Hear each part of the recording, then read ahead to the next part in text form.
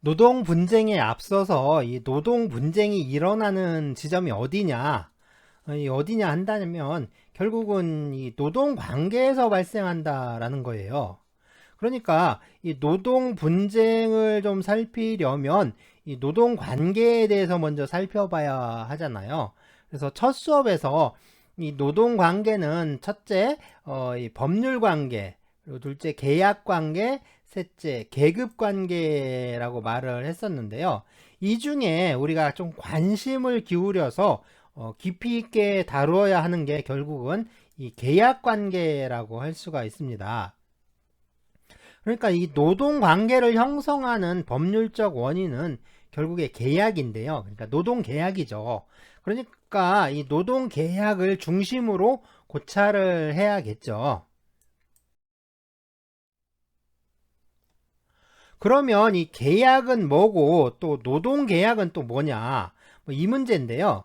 우리가 계약이라고 하면 또 이제 노동 계약이라고 하면 머릿속에 그러니까 무언가 좀 어떤 상이 떠오르잖아요. 그러니까 이렇게 이제 코끼리라고 하면 네, 코끼리 아시죠? 코끼리를 네, 이제 본 적이 있으니까 코끼리에 대한 어떤 구체적인 상이 머릿속에 떠오르게 됩니다. 또 뭐 이제 캥거루라든가 코알라, 타조, 뭐 또는 공룡, 또 맘모스. 요즘은 또 맘모스가 아니라 매머드라고 하죠. 전에는 이제 맘모스 이렇게 했었죠. 그래서 청량리인가요? 청량리역 앞에 큰 백화점이 있었는데 아마 그게 맘모스 백화점이었죠. 자, 그리고 이 또 버스나 뭐 기차, 비행기, 의자, 식탁, 가방 뭐 이렇게 머릿속에 이제 구체적으로 상이 그려지는 것들이 있는데요. 자, 이런 것들을 구상이라고 합니다. 그러니까 구체적으로 상이 그려진다라는 뜻이죠. 이 상자가 코끼리 상자를 써요.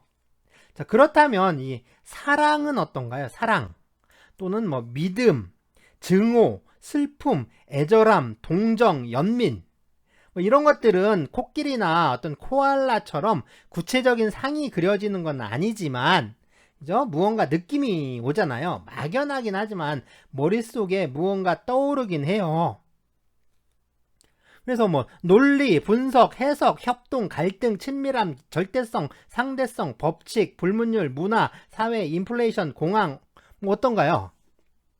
역시 그렇잖아요. 뭐 코끼리나 코알라처럼 이게 구체적으로 그려지는 건 아니어도 뭔가 그죠? 뭔가 머릿속에 이렇게 뭔가 떠오르는 게 있죠.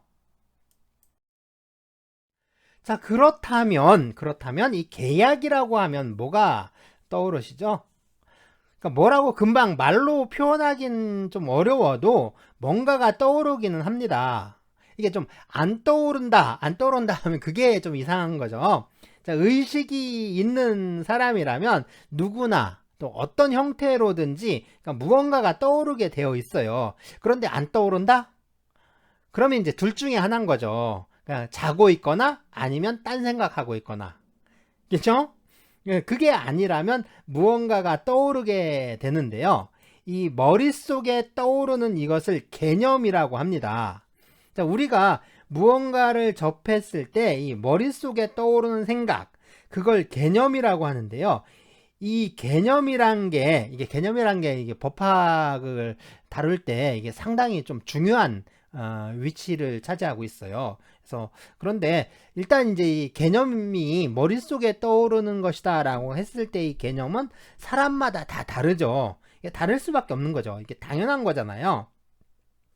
그러니까 사람마다 살아온 날들이 다르고 또 살아온 방식이 다르고 또 살면서 경험하고 학습하고 습득한 것들이 다 다르니까 또 무엇보다도 사람마다 생각하는 게 다르니까 다 다를 수밖에 없습니다. 네, 사람마다 이게 머릿속에 떠오르는 생각은 다르지만, 그런데 또 무언가 공통적인 것도 있겠죠. 아니면 또 이제 공통적이어야 하는 거, 공통적이어야 하는 거, 그런 것들도 있을 수가 있습니다. 네, 어쨌든 우리가 이제 그 북한 사람들을 만났다 해서 북한 사람들한테 이제 낙지를 달라라고 하면요, 이 오징어를 준대요. 그리고 오징어를 달라고 하면 또 갑오징어를 갖다 준다고 하는데, 이게 왜 그러냐면 이게 말이 달라서 그런 거겠죠. 또 이제 요즘 사람들 보면 이제 부추 있죠. 부추를 또 표준말이라고 하고 정구지, 또 솔이라고 하세요. 솔. 정구지나 솔은 또 사투리다라고 하는데, 이게 진짜 이제 그러냐? 과연 그럴까? 이런 문제죠.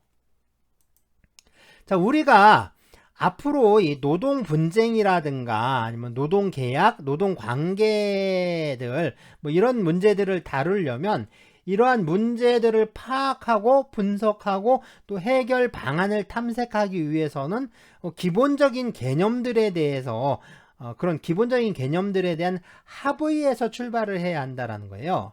그러한 합의점이 없다면 우리는 어떠한 이제 논의도 할 수가 없는 거잖아요. 그러니까 우리가 그 점프를 하려면 그러니까 땅바닥이 있어야 우리가 점프를 할 수 있는 거잖아요. 그런데 이제 그거랑 마찬가지죠. 그러니까 먼저 개념 정의를 하고 논의를 시작해야 하는데, 네, 이 개념이란 게 또 언어의 형식으로 되어 있습니다. 또 법이라는 것 역시 언어로 되어 있어요. 네, 근로기준법 딱 펴보면 다 말로 되어 있잖아요. 글로 쓰여져 있죠. 그것처럼 이 법이라는 것도 역시 언어로 되어 있는데, 그래서 이 법학의 기본은요, 법을 다루는 그 기본은 이 언어로 되어 있는 그런 법조문을 해석하는 작업에 있다라고 할 수가 있습니다. 네, 이 법도 어떤 개념도 법이나 개념이라는 게 다 모든 것들이 언어로 되어 있기 때문에 이 언어의 문제를 다룰 수밖에 없는 거죠. 그럼 법이 무엇냐라고 하면, 그렇죠, 우리는 이제 법을 사회규범이라고 하는데요. 이 사회규범이라는 게 이 법만 있는 게 아니죠. 관습이라든가 종교, 도덕, 윤리, 에티켓, 문화, 참 이 사회에는 많은 규범들이 있습니다. 언어 역시 우리가 쓰는 이 언어 역시 우리가 사회생활을 하는데 필요한 일종의 규범이라고 할 수가 있어요. 그래서 법이 언어로 되어 있다라는 말은 법이라는 사회규범은 언어라는 사회규범을 바탕으로 하고 있다라고 할 수가 있는 거예요. 그러니까 법이 제대로 되어 있느냐라는 문제는 그 법을 구성하는 언어가 제대로 되어 있는가라는 문제에서 시작될 수밖에 없는 거겠죠. 그럼 자, 이제 좀 전에 이제 부추는 표준말이고 정구지는 사투리라고 했잖아요. 흔히 우리는 이제 표준말은 옳은 것이고 사투리는 옳지 않다라고 생각을 하는데요. 이게 정말 그런 건 아니겠죠.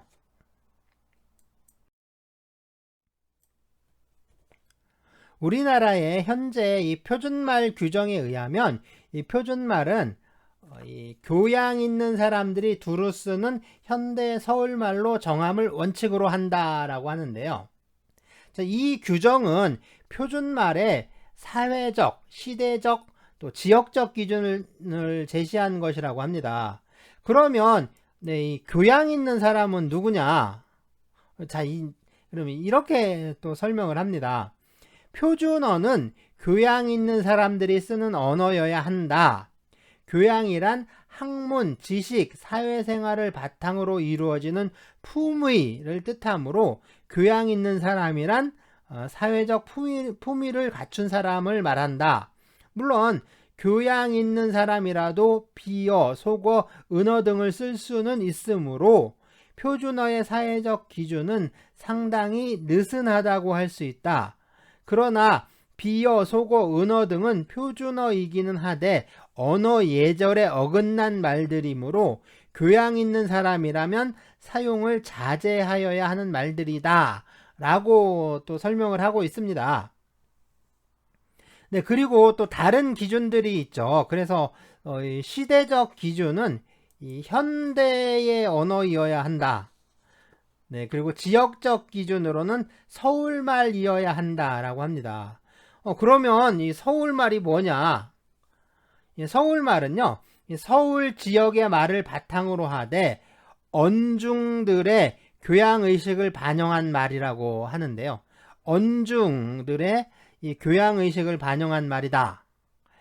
네, 언중. 뭘까요? 언중. 네, 이 언중은 같은 언어를 사용하면서 공동생활을 하는 언어사회 안의 대중이라는 뜻이고요. 비슷한 말로는 말무리가 있다고 합니다.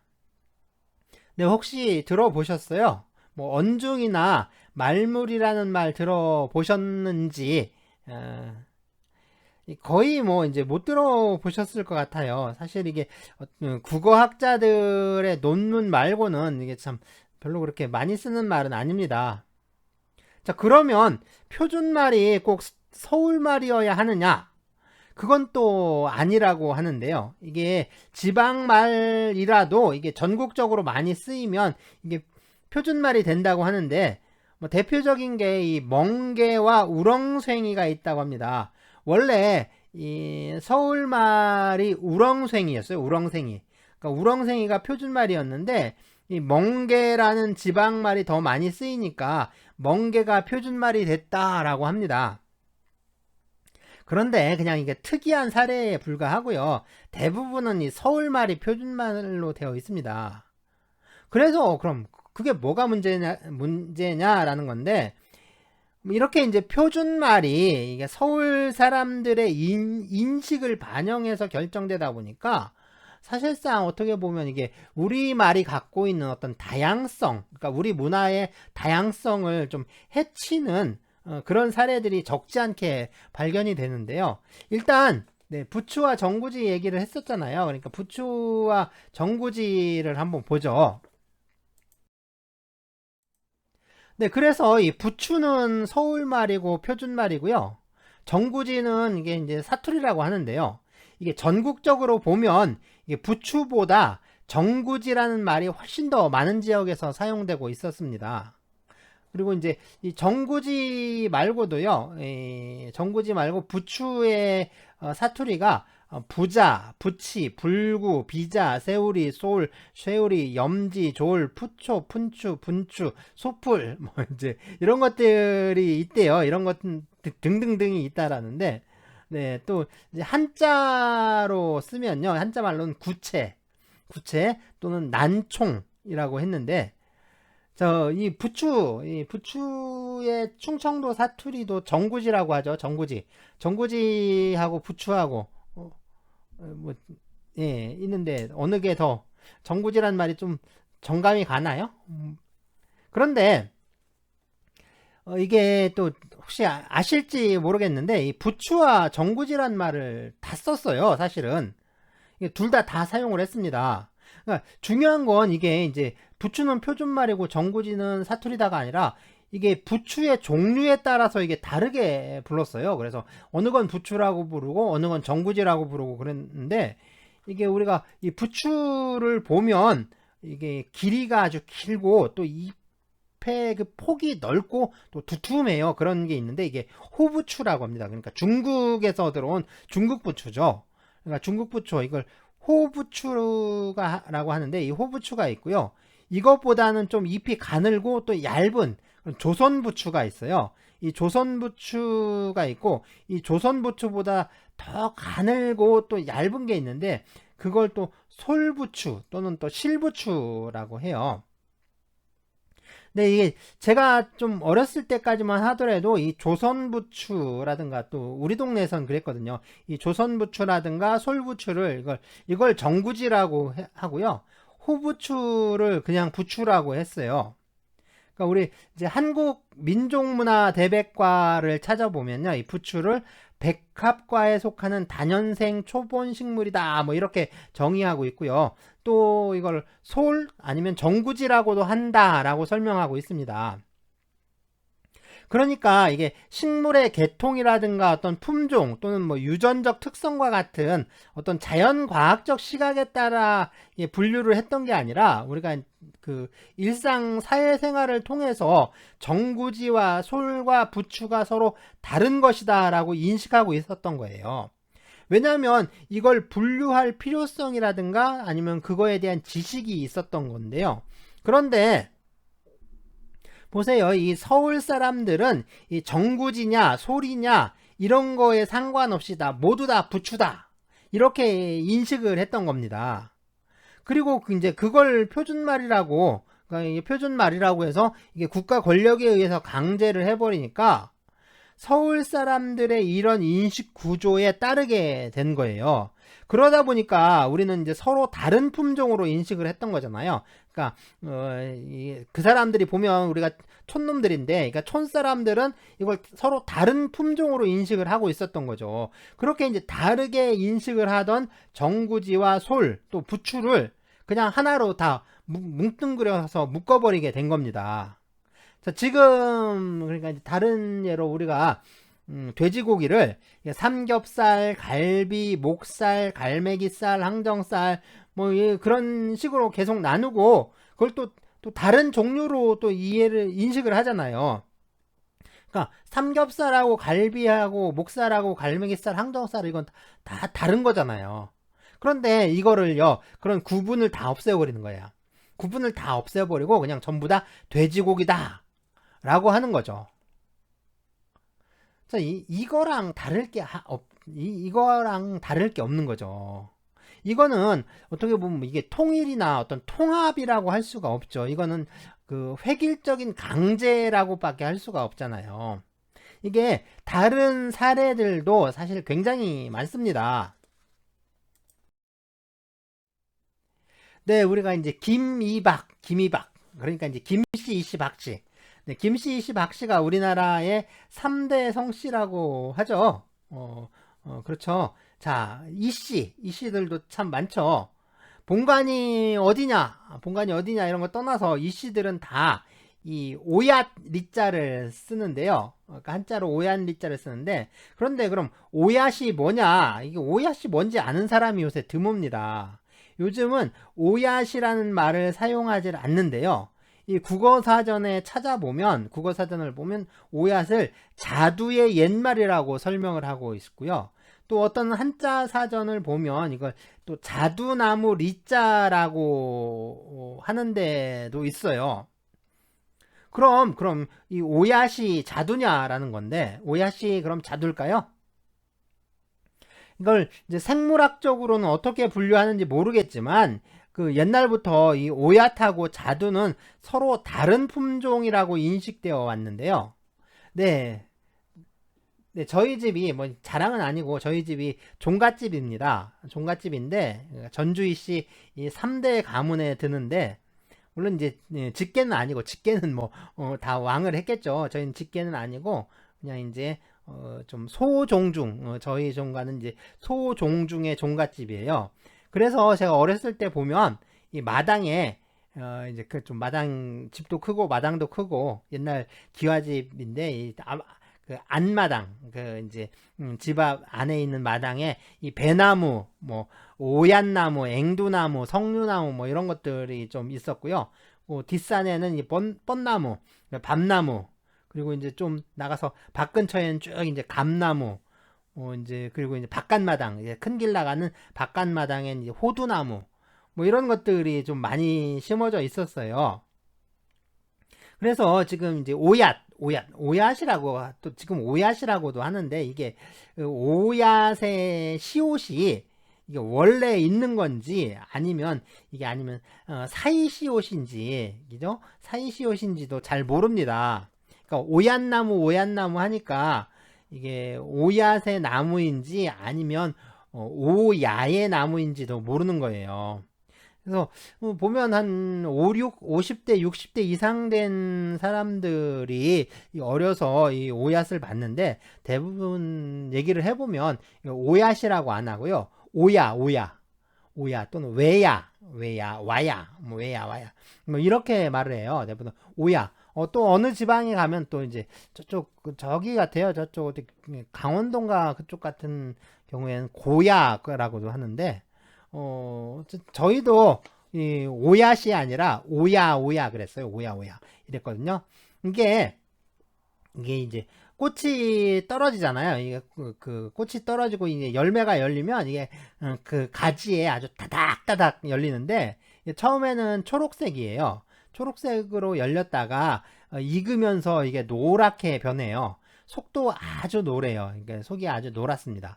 그리고 이게 신맛이 안 납니까? 신맛이 없어요. 신맛이 안 나고 단데 달아요. 단데 이게 설탕처럼 그렇게 단 건 아니고요. 좀 뭐랄까 싱거운 단맛이죠. 그러니까 거의 물맛 물맛이라고 하기도 그렇고 좀 그래 달긴 단데 하여간 좀 그 싱겁다고 할까 뭐 그런 맛이에요. 그리고 이게 한자로는 리라고 했잖아요. 그런데 이게 옛날에 이게 오얏나무가 참 많았나 봐요. 그러니까 오얏나무가 많은 마을을 보통 오얏골 또는 뭐 웻골이라고 불렀는데 이게 한자로는 오야동 또는 뭐 와야동 이렇게 했는데요. 옛 지명들을 찾아보면 이게 뭐 오야동이나 와야동이나 이런 게 좀 상당히 많이 나옵니다. 그래서 뭐 오야동, 오야곡, 오야촌, 뭐 오야곡동, 오야곡리, 오야동리 뭐 이런 것들 있고요. 뭐 와야동, 와야곡, 와야촌, 와야곡동, 와야곡리, 와야동리 뭐 전국적으로 보면 이런 이름들이 좀 많이 나와요. 그러니까 이 전국적으로 우리나라에 이 오얏나무가 좀 많이 자라고 있었다라고 할 수가 있는데요.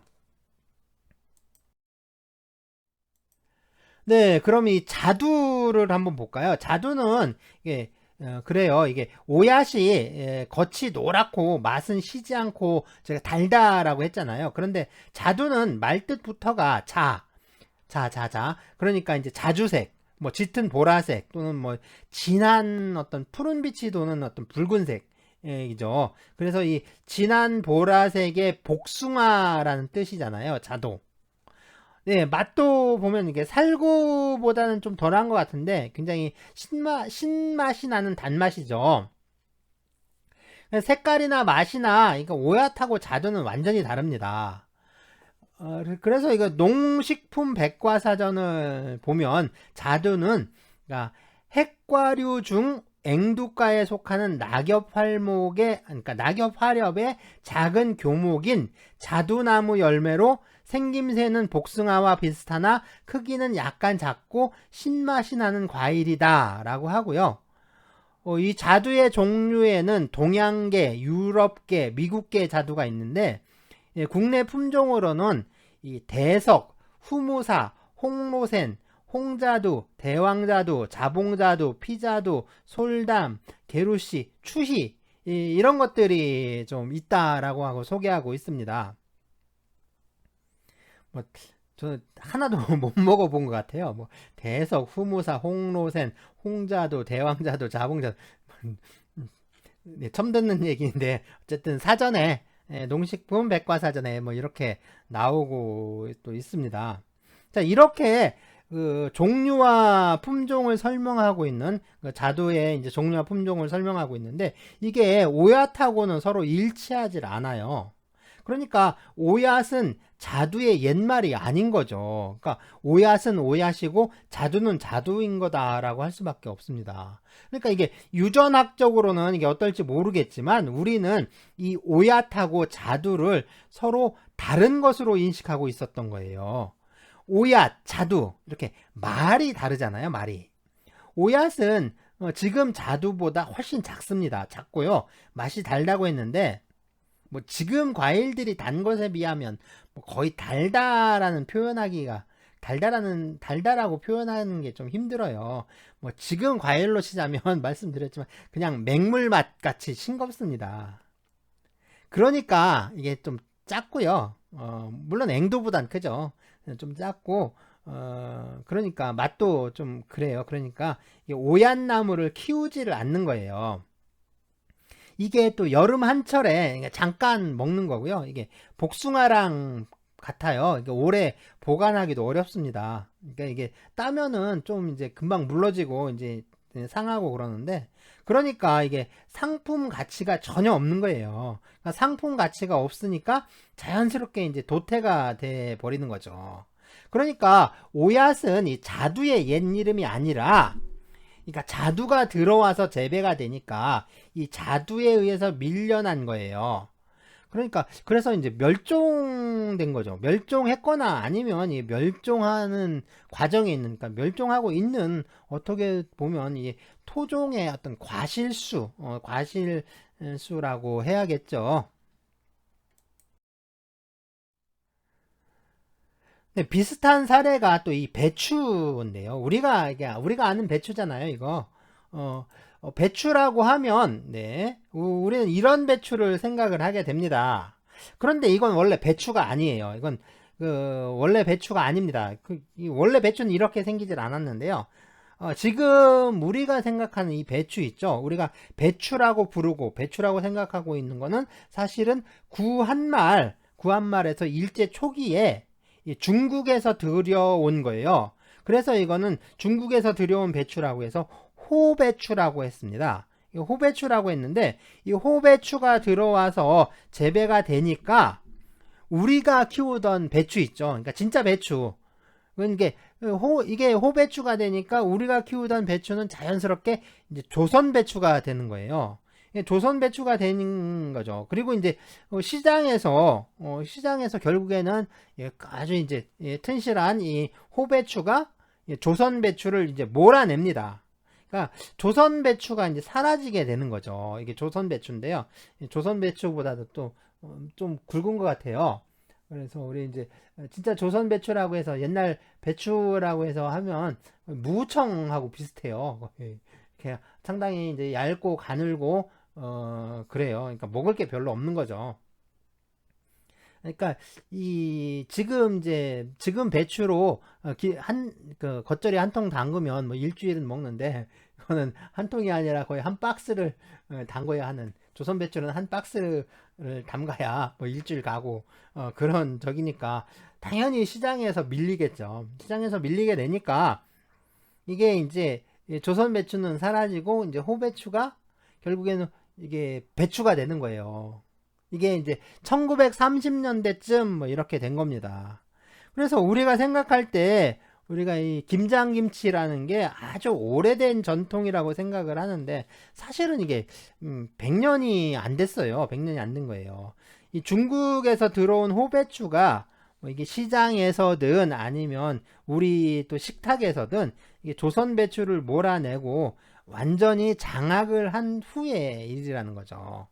그래서 이 김장이라는 게 이 유네스코 세계문화유산으로 등록이 되었다라고 하는데, 이 김장 문화라는 게 사실은 산업화가 한참 진행이 되던 1960년대, 70년대에 와서 이 보편화가 됐다라고 할 수가 있습니다. 물론 그 전에 김장이 없었다라는 게 아니고요. 이게 지금 우리의 독특한 문화 현상으로 자리를 잡은 게 그때쯤이라는 거죠. 그래서 그때 한참 이제 경제 개발을 하고 그러면서 이제 가을에 김장 보너스가 나오고 그러면서 이제 그 당시에 김장 문화가 자리를 잡게 됐던 거죠. 그런 의미에서 보면 사실 어떻게 보면 우리가 생각하는 전통이란 거 있죠. 우리가 생각하는 전통이란 게 거의 100년 전으로 해서 만들어진 것들이에요. 우리가 뭐 5000년, 그러니까 반만년 역사라고 하니까 우리의 전통 문화가 그만큼 오래되었을 것이다 라고 생각하지만, 이게 이제 우리나라뿐만 아니라 세계의 다른 나라들도 다 마찬가지인데요. 이 전통이라고 자랑하는 것들을 따져보면 거의 100년, 뭐 잘해야 200년 정도입니다. 물론 그 전통의 원형이란 게 뭐 그 전부터 있기는 했겠지만, 뭐 그런 것들이 어떤 특정한 형태로 자리 잡은 시기를 따져보면 뭐 다들 그 정도밖에 안 돼요. 네, 그 정도밖에 안 됩니다. 네, 대전 있죠. 대전 유성에 가면요, 이 구죽동이라고 있어요. 구죽동. 네, 구죽이 이 무기 유명하죠. 그래서 이제 구죽 무기라고 이제 하는데 가보면 이게 다 도토리 무기라고 합니다. 어딜 가도 이제 다 도토리 무기라고 하는데 이게 사실은 이게 도토리 무기 아니라 이게 상수리 무기예요.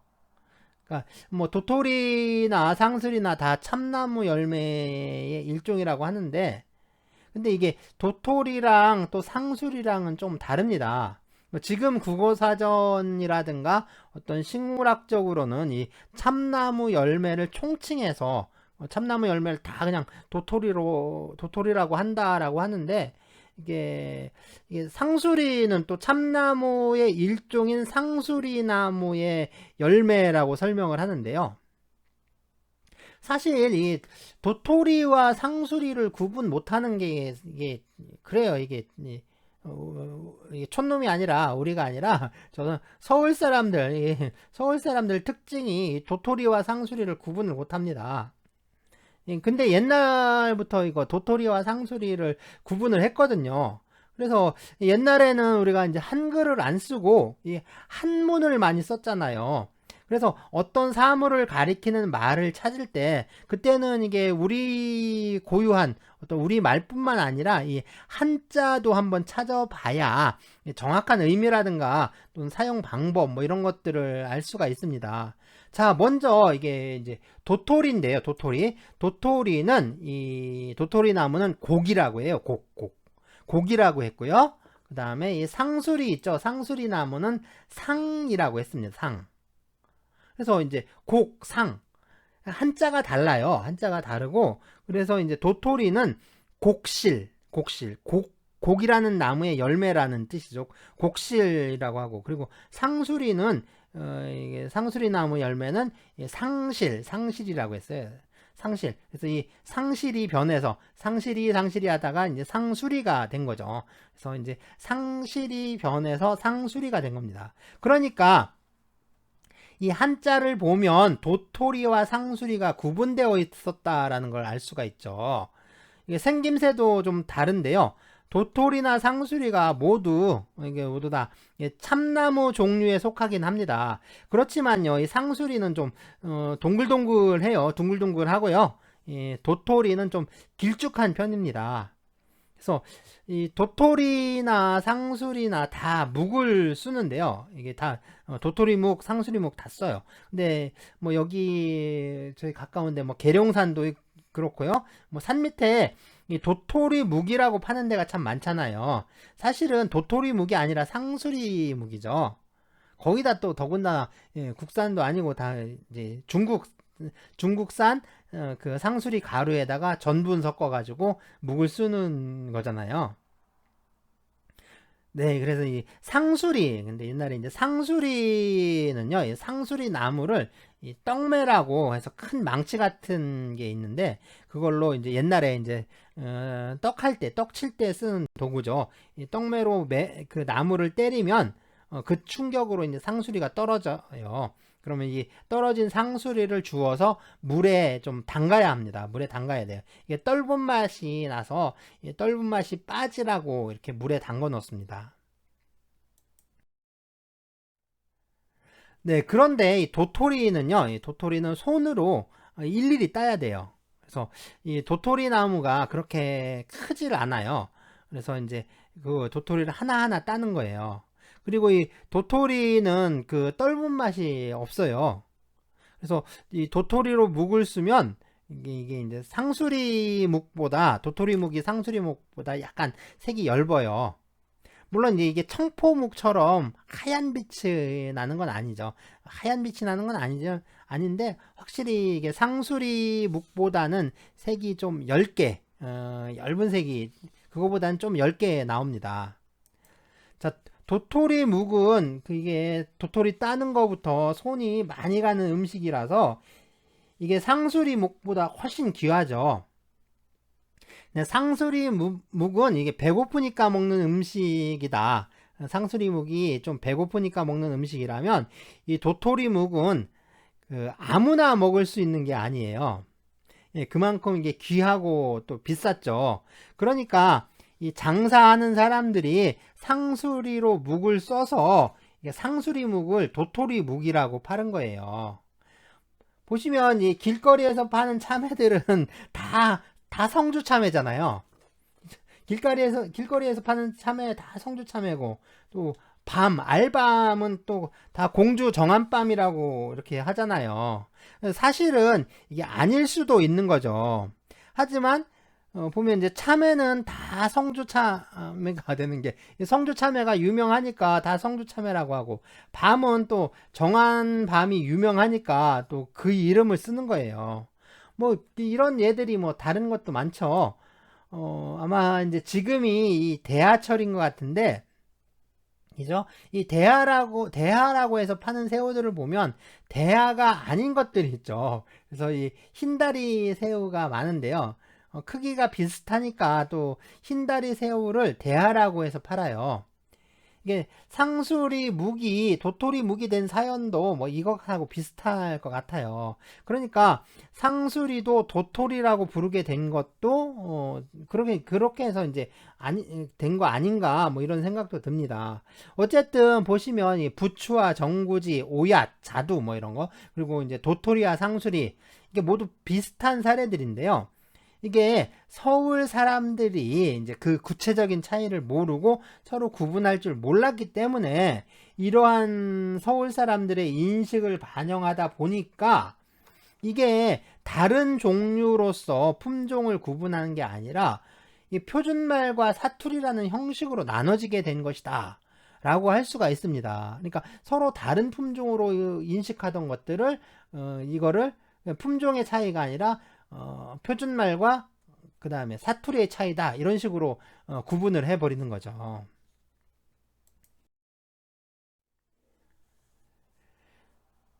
네, 표준말은 교양 있는 말이라고 합니다. 그래서 이 표준어 규정 해설이라는 데를 보면 이 교양은 품위를 뜻한다라고 하는데요. 우리말을 보면 이 경어법이 상당히 발달해 있죠. 그러니까 품위가 있다라는 건 결국에 이러한 경어법, 그러니까 높임말을 좀 적절하게 사용할 수 있다라는 의미라고도 또 할 수가 있는 거죠. 그래서 네, 이 국어 국문학 자료사전에서 이 경어에 대해서 찾아보면 또 이렇게 나옵니다. 네, 경의를 표시하기 위한 특정의 어형으로 말하는 사람이 듣는 사람 또는 문장에 등장하는 인물이나 그들에게 속한 일에 사용한다. 그래서 선생, 밥, 먹다, 있다에 대해서 선생님, 진지, 잡수시다, 계시다는 이게 말하는 사람이 경의를 표시하기 위하여 선택한 경어들이다 라고 이렇게 설명을 하고 있습니다. 그러니까 밥의 높임말은 진지고요, 진지. 그리고 먹다의 높임말은 잡수다 또는 잡수시다 또는 이게 잡숫다 와 같이 이렇게 이제 주체 존대 표시의 선어말 어미인 시를 첨가해서 말하는 게 일반적이라고 합니다. 그런데 지금 우리가 쓰는 이 먹다의 높임말은 이 잡수다, 잡수시다 거의 안 쓰잖아요. 다 보면 이 들다 또는 드시다가 더 많이 사용되고 있죠.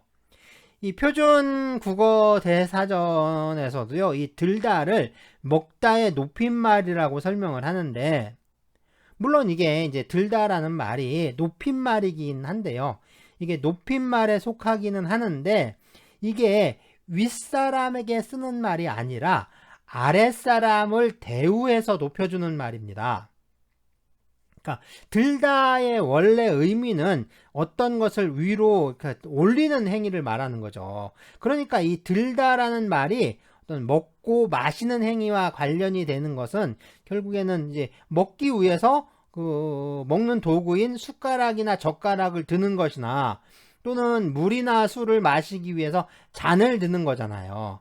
그러니까 먹는다는 의미로 들다라는 말을 쓰는 거는 이 숟가락이나 젓가락을 들고 먹어라 또는 잔을 들고 마셔라 라는 의미인 거죠. 이 말은 그러니까 윗사람이 아랫사람에게 쓰는 말이죠. 너 먹어라 라는 의미로 들어라 라고 하는 거예요. 그러니까 이건 그 윗사람이 아랫사람에게 쓰는 말이지, 아랫사람이 윗사람에게 숟가락 젓가락을 들고 먹어라 이렇게 할 수는 없는 거잖아요. 다시 말해서 말하는 사람이 듣는 사람보다 신분이나 어떤 지위가 높을 때 자신을 낮추면서 신분이나 지위가 낮은 사람을 대우해 줄 때 쓸 수 있는 말이지, 이걸 아랫사람이 윗사람에게 쓸 수 있는 말은 아니죠. 그런데 이 말이 그렇죠. 지금은 그러니까 윗사람이냐 아랫사람이냐를 가리지 않고 다 들다 드시다라는 말을 쓰고 있잖아요. 이 들다 드시다라는 말이 원래 서울 하층민들이 쓰던 서울 사투리입니다.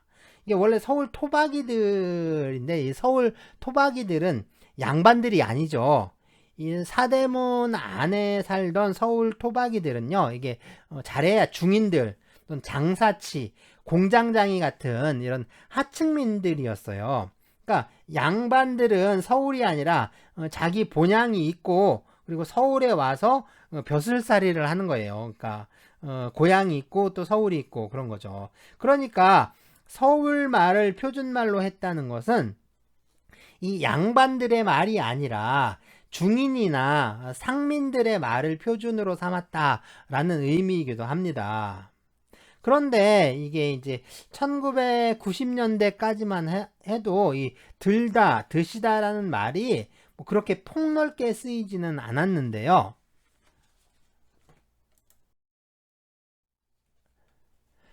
네, 잠깐 이 다른 얘기를 좀 해 보겠습니다. 우리가 지금 이 HD다 뭐 UHD다 하면서 그 화질이 아주 좋은 TV를 보잖아요.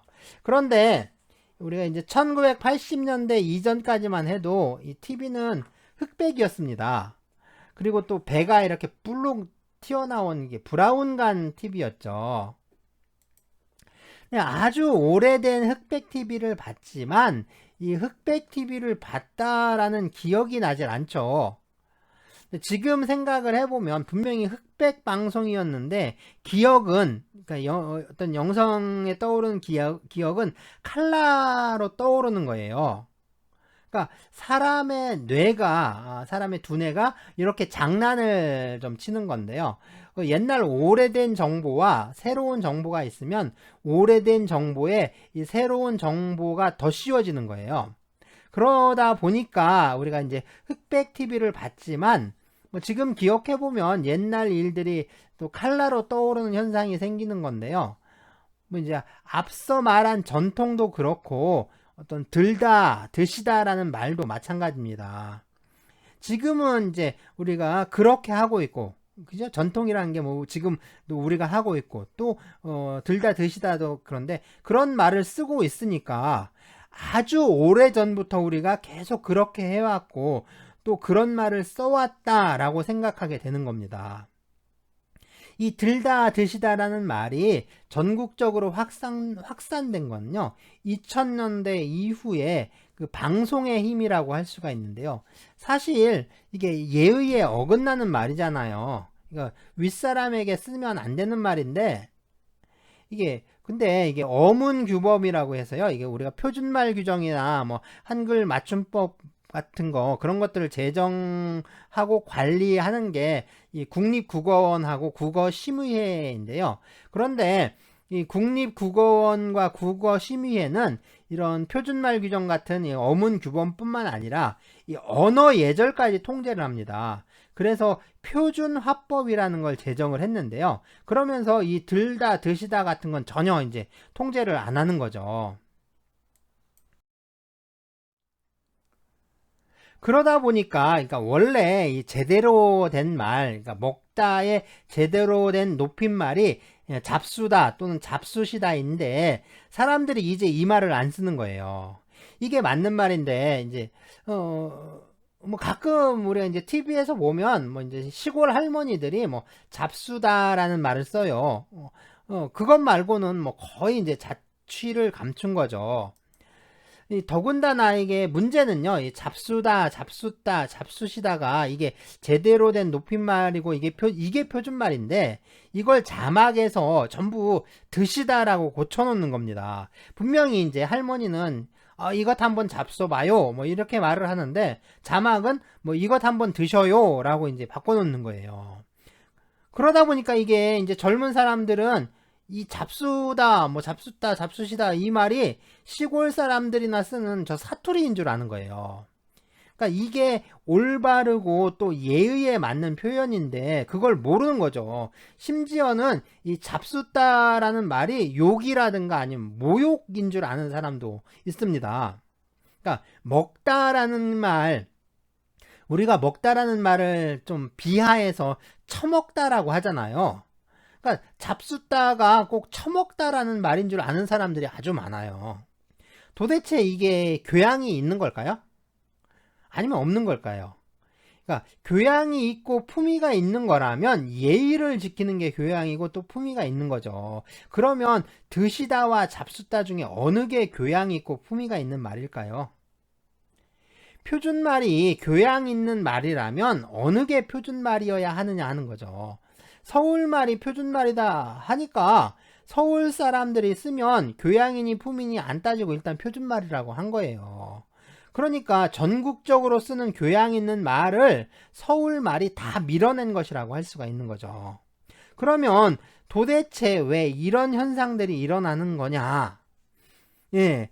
그러니까 우리 이제 개념을 얘기하다가 이렇게 왔는데요. 이게 언어의 혼란은 결국에 개념의 혼란을 가져온다라는 거예요. 그렇다면 왜 이런 문제들이 생기는지 좀 알아봐야 하지 않을까요?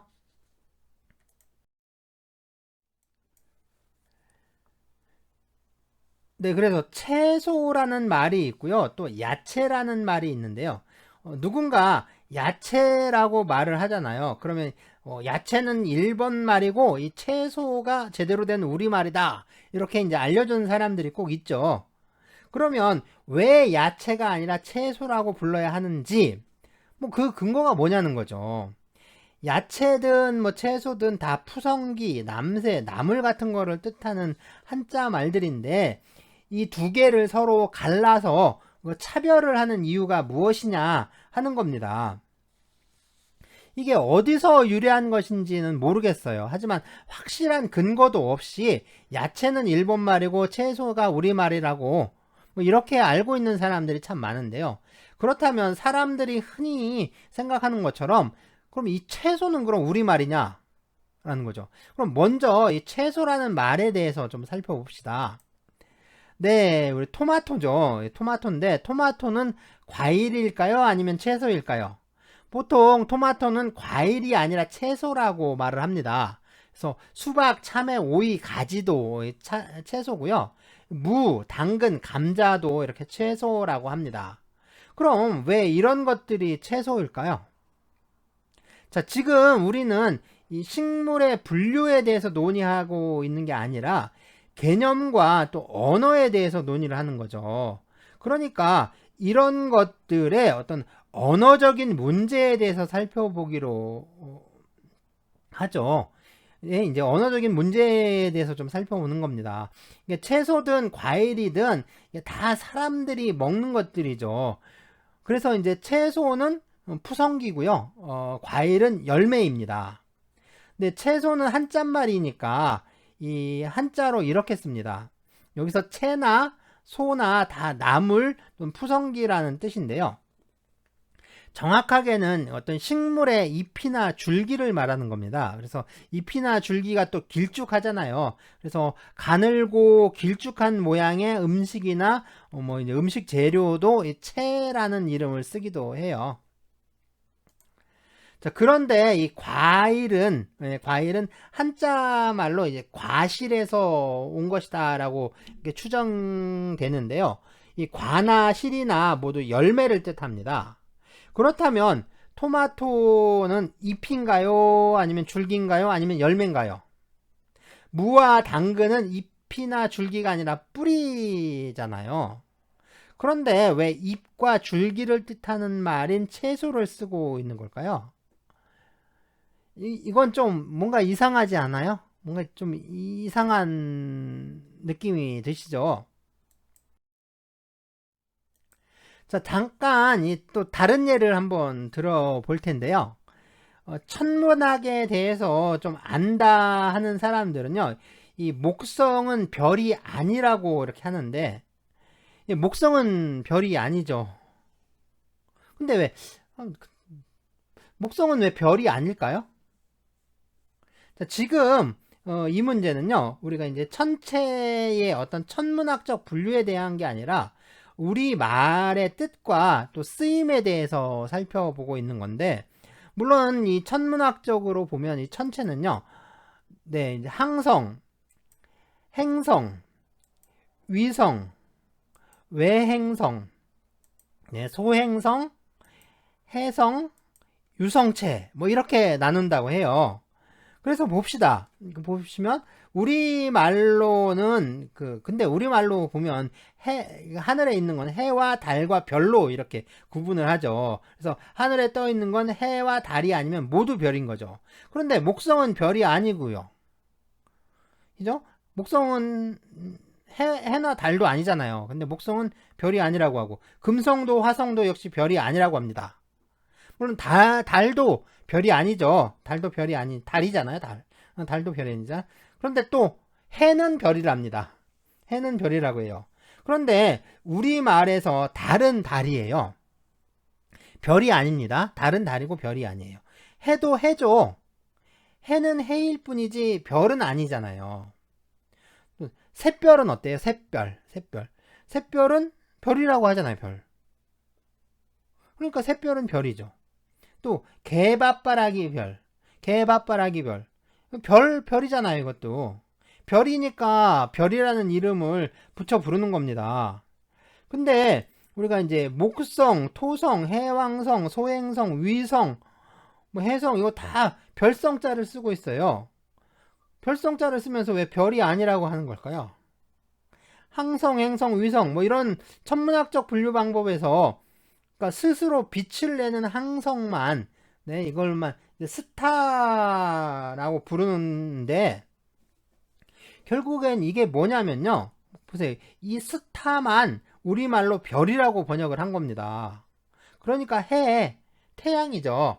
태양은 그 태양계의 항성으로서 별이다.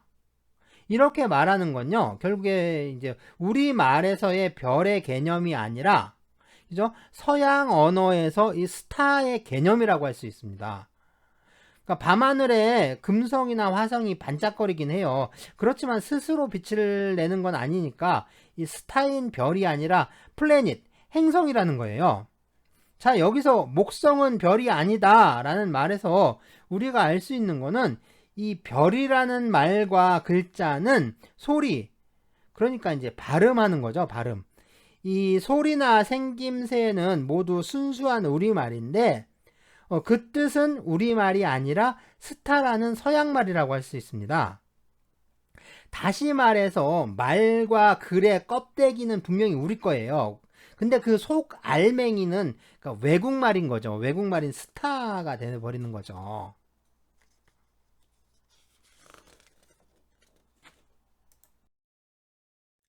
네, 채소는 별과 같은 순수한 고유어는 아니죠.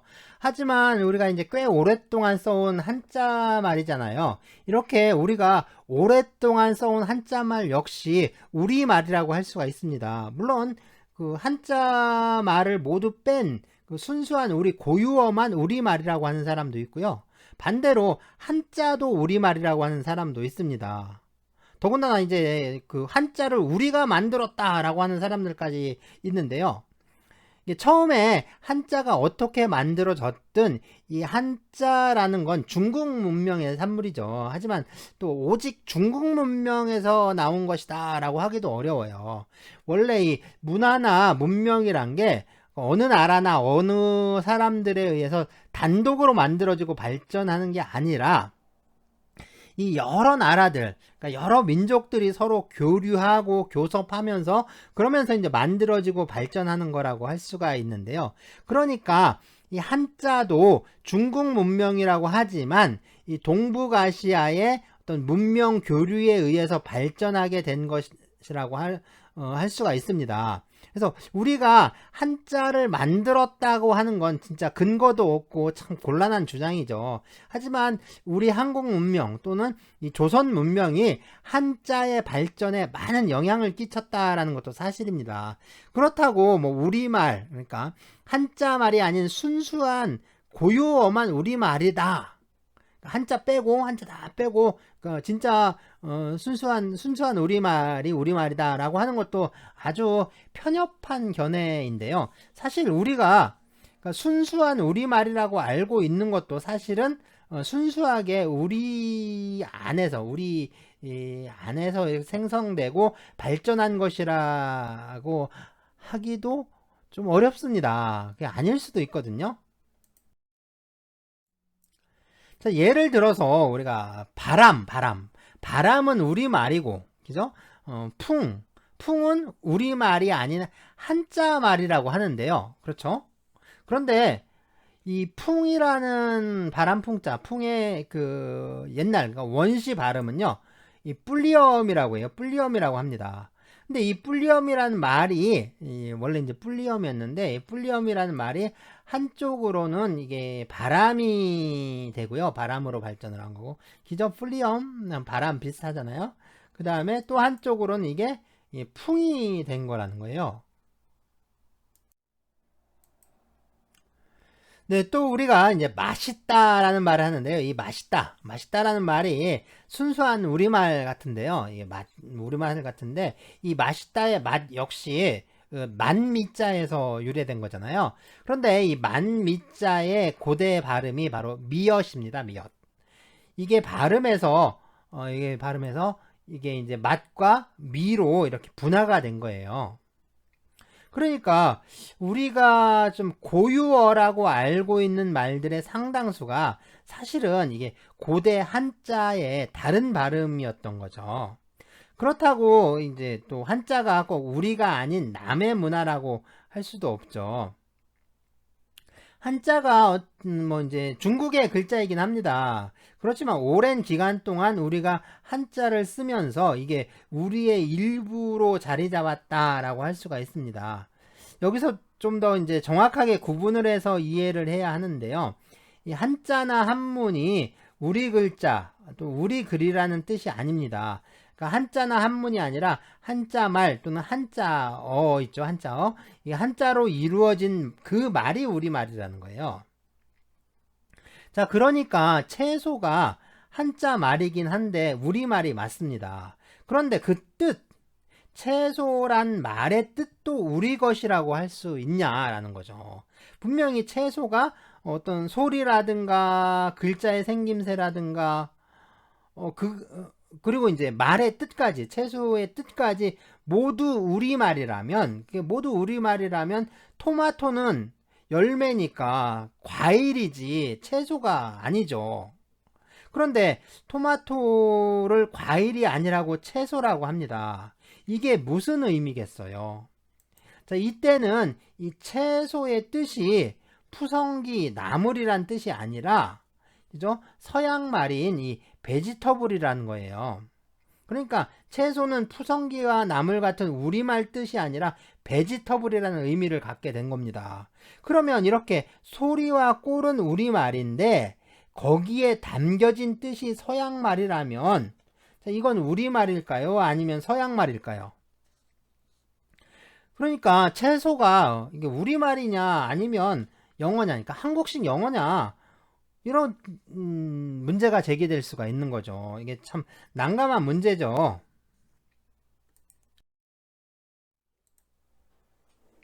자, 그전에는 거의 안 쓰다가 이번에 이제 코로나 사태로 갑자기 쓰게 된 말들이 참 많아요. 그 중에 이 유증상자라는 말이 있죠.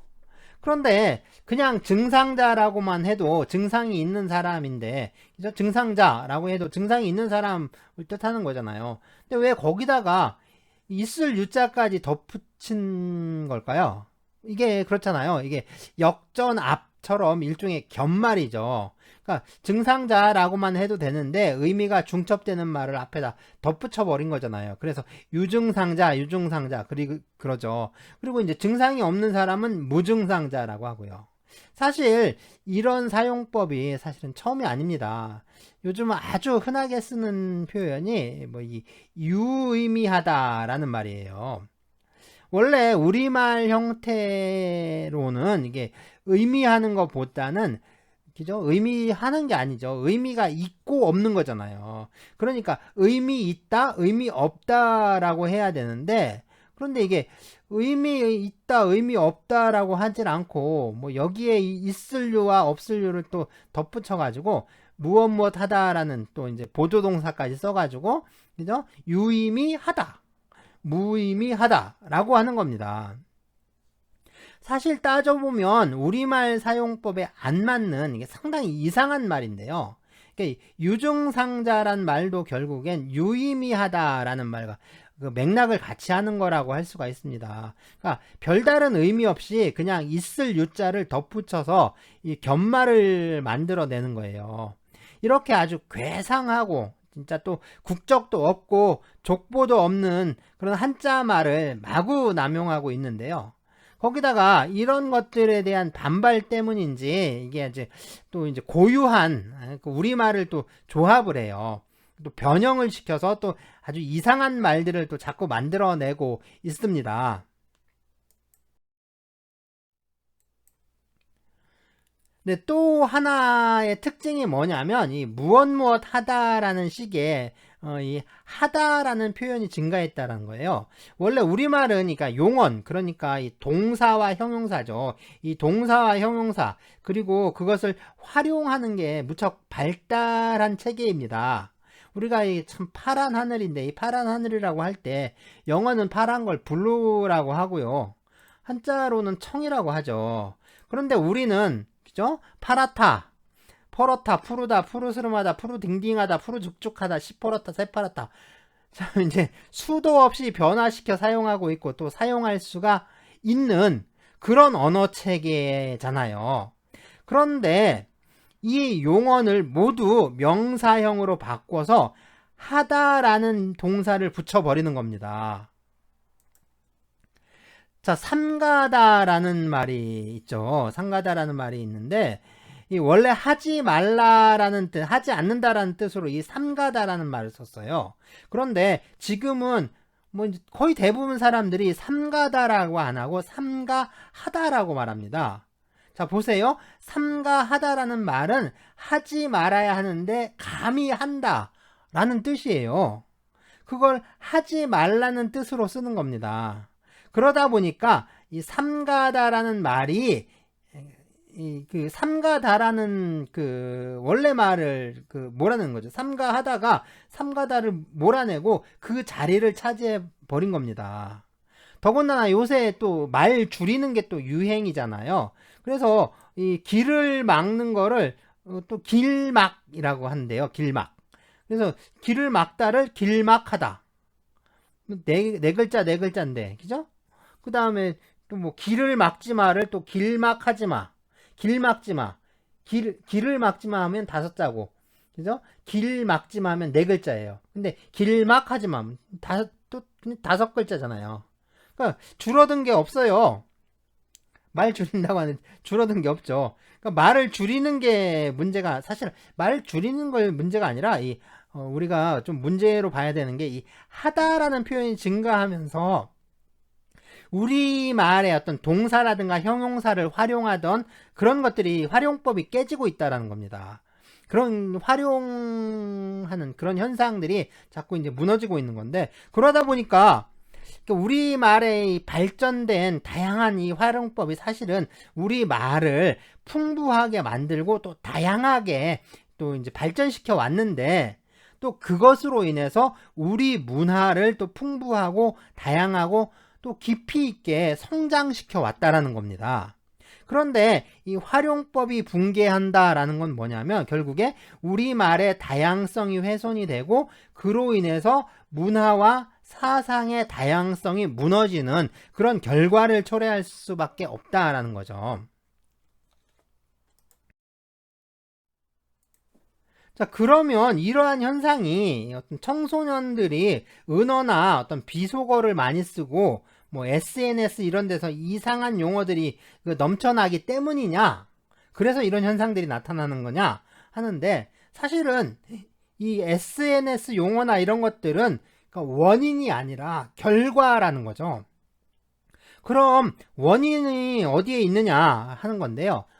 이러한 그 현상의 원인이 어디에 있는가 라는 겁니다. 자, 이런 그 이상한 한자 말이나 또는 어떤 고유한 우리말이라고 해서 또 이상한 말들을 자꾸 만들어내고 전파를 하던 그런 두 집단들이 있어요. 두 집단들이 있는데 하나는 군대입니다. 자, 군대에서 쓰는 말들 보면 한자 말들이 참 많아요. 그거를 또 최근엔 또 그걸 순화한다라고 해서 새로 또 말을 또 만들어 내기도 합니다. 또 하나는 또 다른 집단은 흔히 이제 386이니 또 586이니 하잖아요. 이전에 이제 학생운동 그 내부에서 이런 게 많이 만들어졌어요. 그러니까 유의미하다 같은 말들은 원래 이게 우리 이제 모든 계층의 사람들이 공통으로 쓰던 말이 아니라 좀 특수한 계층, 그러니까 특정한 집단에서 좀 독점적으로 사용하던 말입니다. 이런 말들은 주로 학생운동이라든가 아니면 그 민주화운동 진영, 그 다음에 또 인문사회과학 분야의 어떤 그 강단 학자들, 그 사람들인데요. 어쨌든 그 사람들에게서 이 어떤 나타나던 전형적인 말투에 속하는 건데요. 자, 이런 말들이 지금은 이제 모든 계층으로 또 우리 사회 전체로 퍼져나간 거라고 할 수가 있습니다. 그런데 이런 말들은 사실상 국적 불명이에요. 이게 한자의 본래 뜻도 아니고 또 우리말의 사용법에 맞는 것도 아니었는데요. 자, 이런 말들이 결국은 뭐냐면 우리말의 아름다움을 파괴하는 거고 또 우리말이 지닌 언어의 다양성을 훼손하고 또 획일화시키고 있다라는 겁니다. 그래서 문제가 되는 거죠. 우리말에서 이러한 흐름이 나타나고 있다는 거는 그러니까 어떻게 보면 이게 우리 지성사의 좀 부끄러운 과거를 좀 고스란히 보여주는 것일 수밖에 없어요. 더군다나 이게 지금도 또 계속되고 있는 거예요. 계속되고 있는 현상인데 이게 우리의 어떤 부끄러운 또 이제 이게 현재의 모습일 수가 있는 거죠. 그래서 이 한국 현대 지성사에서 한국의 어떤 이게 현대사에서 이 일본을 굉장히 베끼고 또 따라하던 시절이 있었습니다. 그러니까 은근슬쩍 이제 일본을 베끼던 시절이 있었는데 이건 부인할 수 없는 사실이죠. 당연히 일본 역시도 우리보다 조금 앞서서 서구를 열심히 베껴대던 시절이 있었고요. 그러니까 이 앞선 나라를 쫓아가려면 뭐 이런 현상이 나타날 수밖에 없는 겁니다. 그리고 이런 현상이 뭐 크게 잘못된 것이라고 할 수도 없어요. 뭐 열심히 베끼고 또 열심히 따라가고 하면서 뭐 그렇게 쫓아가고 그러다 보면 또 개발도 되고 발전도 되고 그러는 건데요. 그래서 우리가 잘했냐 못했냐를 따지는 게 아니라 이런 현상이 어떤 결과를 만들어냈느냐를 좀 우리가 객관적으로 바라보자 하는 겁니다.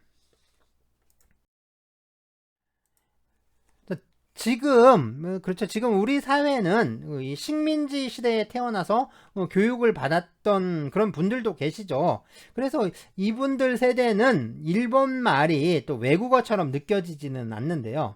자, 이런 세대가 있기는 하지만 뭐 이분들 이후의 대부분의 세대는 그 일본 말은 외국어죠. 그러니까 영어나 독일어, 프랑스어와 이게 차이가 없는 겁니다. 그런데 일본어, 정확히 말하자면 일본의 글은 일본의 그 문장을 쓸 때는 이 한자를 많이 사용하죠. 우리와 한자를 공유하고 있는데요. 물론 이게 일본식 한자도 있는데 이게 우리가 이 식민지 시대를 거치면서 이런 일본식 한자 사용에 많이 익숙해져 있는 상황입니다. 물론 지금 우리는 이 한글 전용을 원칙으로 하고 예외적으로 또 한자를 병기하고 있는데요. 일본에서는 아직도 한자를 혼용하고 있습니다. 그래서 병기와 혼용의 차이는 아시죠? 병기는 한자를 쓸 필요가 있을 때 한글을 먼저 쓰고 괄호 안에 한자를 쓰는 걸 말하고요. 혼용은 그게 아니라 그 한글과 한자를 섞어 쓰는 걸 말하죠. 우리는 한자 말이든 영어에서 온 말이든 모두 한글로 표기하는 게 원칙이죠. 그래서 한글 전용이 원칙이고, 필요할 때는 이 한자나 외국 글자를 이 괄호 안에 병기하도록 하고 있습니다. 그렇지만 일본에서는 이 한자를 혼용하고 있죠. 그러니까 일본 문자와 한자를 섞어 쓰고 있는데요. 더 큰 문제는 이 한자를 읽는 방법이 뭐 이제 다양하다는 거예요. 뭐 소리로 읽는 음독과 뜻으로 읽는 훈독 이렇게 나누어져 있는데 좀 다양합니다. 자, 이게 이제 동서남북인데요. 이 동서남북인데 우리는 이거를 동서남북이라고 읽죠. 예, 그래서 아마 중국말로는 동시난베이 이렇게 하고요. 일본 말로는 토자의 남북구, 토자의 남북구 뭐 이렇게 읽는데, 자, 이건 이제 한자를 한자 음으로 읽은 거고요. 이 동서남북을 하나씩 떼서 이제 뜻으로 읽잖아요. 뜻으로 읽을 때는 뭐 이제 그러니까 이제 훈독하는 거죠. 훈독을 하면 네, 히가시 동쪽 히가시, 니시, 예, 니시, 그다음에 미나미, 그다음에 키타 이렇게 발음합니다. 그러니까 우리가 동서남북에서 부는 바람 있죠. 그건 이제 동풍, 서풍, 남풍, 북풍이라고 하잖아요. 이걸 일본어로 하면, 그러니까 이제 훈독하면 동풍이 히가시카제, 니시카제, 미나미카제, 키타카제 이렇게 해요. 뭐 이게 이제 훈독한 거고요. 그러면 또 이제 음독, 그러니까 소리 이제 발음 한자 음으로 이렇게 발음을 하게 되면 토후, 세후, 남후, 호쿠후 이렇게 합니다. 그래서 이제 동풍은 그러니까 히가시카제 토후, 서풍은 니시카제 세후, 남풍은 미나미카제 남후, 북풍은 키타카제 호쿠후. 뭐 이제 이렇게 이제 다양하게 읽게 되는 거죠. 이렇게 이제 읽어요. 좀 복잡하죠. 그러니까 앞에서 이제 동서남북, 그러니까 토자이 남북후 할 때 이 선역 서자를 서를 사이라고 했는데, 사이라고 읽었는데 서풍할 때는 세라고 읽었어요. 그죠? 토자이, 그러니까 이게 뒤에 이렇게 뭐야 이제 동서 할 때 이제 이게 음이 이제 사이가 자이로 바뀐 건데, 그러니까 서가 여기서는 사이라고 읽었어요. 토자이 남북후였고, 근데 이제 이게 바람 서풍 할 때는 세프라고 했어요. 세프, 그죠? 세프 이렇게 얘기했죠. 이게 어디선 사이고 또 어디선 세라고 읽고, 그러니까 이게 음독이나 훈독을 한다라고 해서 음독 하나 훈독 하나가 아니라 이게 한자 음이나 또 훈이 또 여러 개가 있는 거예요. 상당히 이제 복잡한 체계죠. 그러니까 이 일본 사람들도 한자 읽는 게 상당히 좀 어렵다라고 하는데요. 어쨌든 근데 이제 우리가 이 한자라는 게 뜻 글자잖아요. 그러니까 한자가 일본 발음은 몰라도, 우리가 일본어를 어떻게 읽는지 몰라도 그 한자 뜻을 알면, 그 일본어는 잘 몰라도 일본어 문장의 뜻을 대충 이제 짐작을 할 수가 있게 되는 겁니다. 그래서 네, 손가이 바이쇼 세이큐스루, 손가이 바이샤 세이쿠스루인데요. 발음은 여러분들이 못해도 이게 딱 보면 한자를 알면 손해배상을 청구하는구나, 아니 짐작을 할 수가 있는 겁니다. 그래서 이게 토씨나 어떤 접사, 어미 뭐 이런 것들을 대충 배우면 그건 이제 그냥 일본어로 읽는 거죠. 그리고 이제 한자는 우리식으로 이제 읽으면 이게 이제 발음하는 거니까 소리가 나는 모양새는 좀 이상해요. 이상하긴 한데 뜻은 통한다라는 겁니다. 뜻은 통해요. 그래서 예를 들어서 나는 회사에 갑니다. 나는 회사에 갑니다. 이거를 와타시와 가이샤니 이키마스라고 읽지를 않고요. 와타시와 가이샤니 이키마스 이렇게 읽지 않고 사와 회사니 행키마스 뭐 이렇게 읽는다고 해도 내가 회사에 갑니다 라는 그 뜻은 충분히 알 수 있다라는 거죠.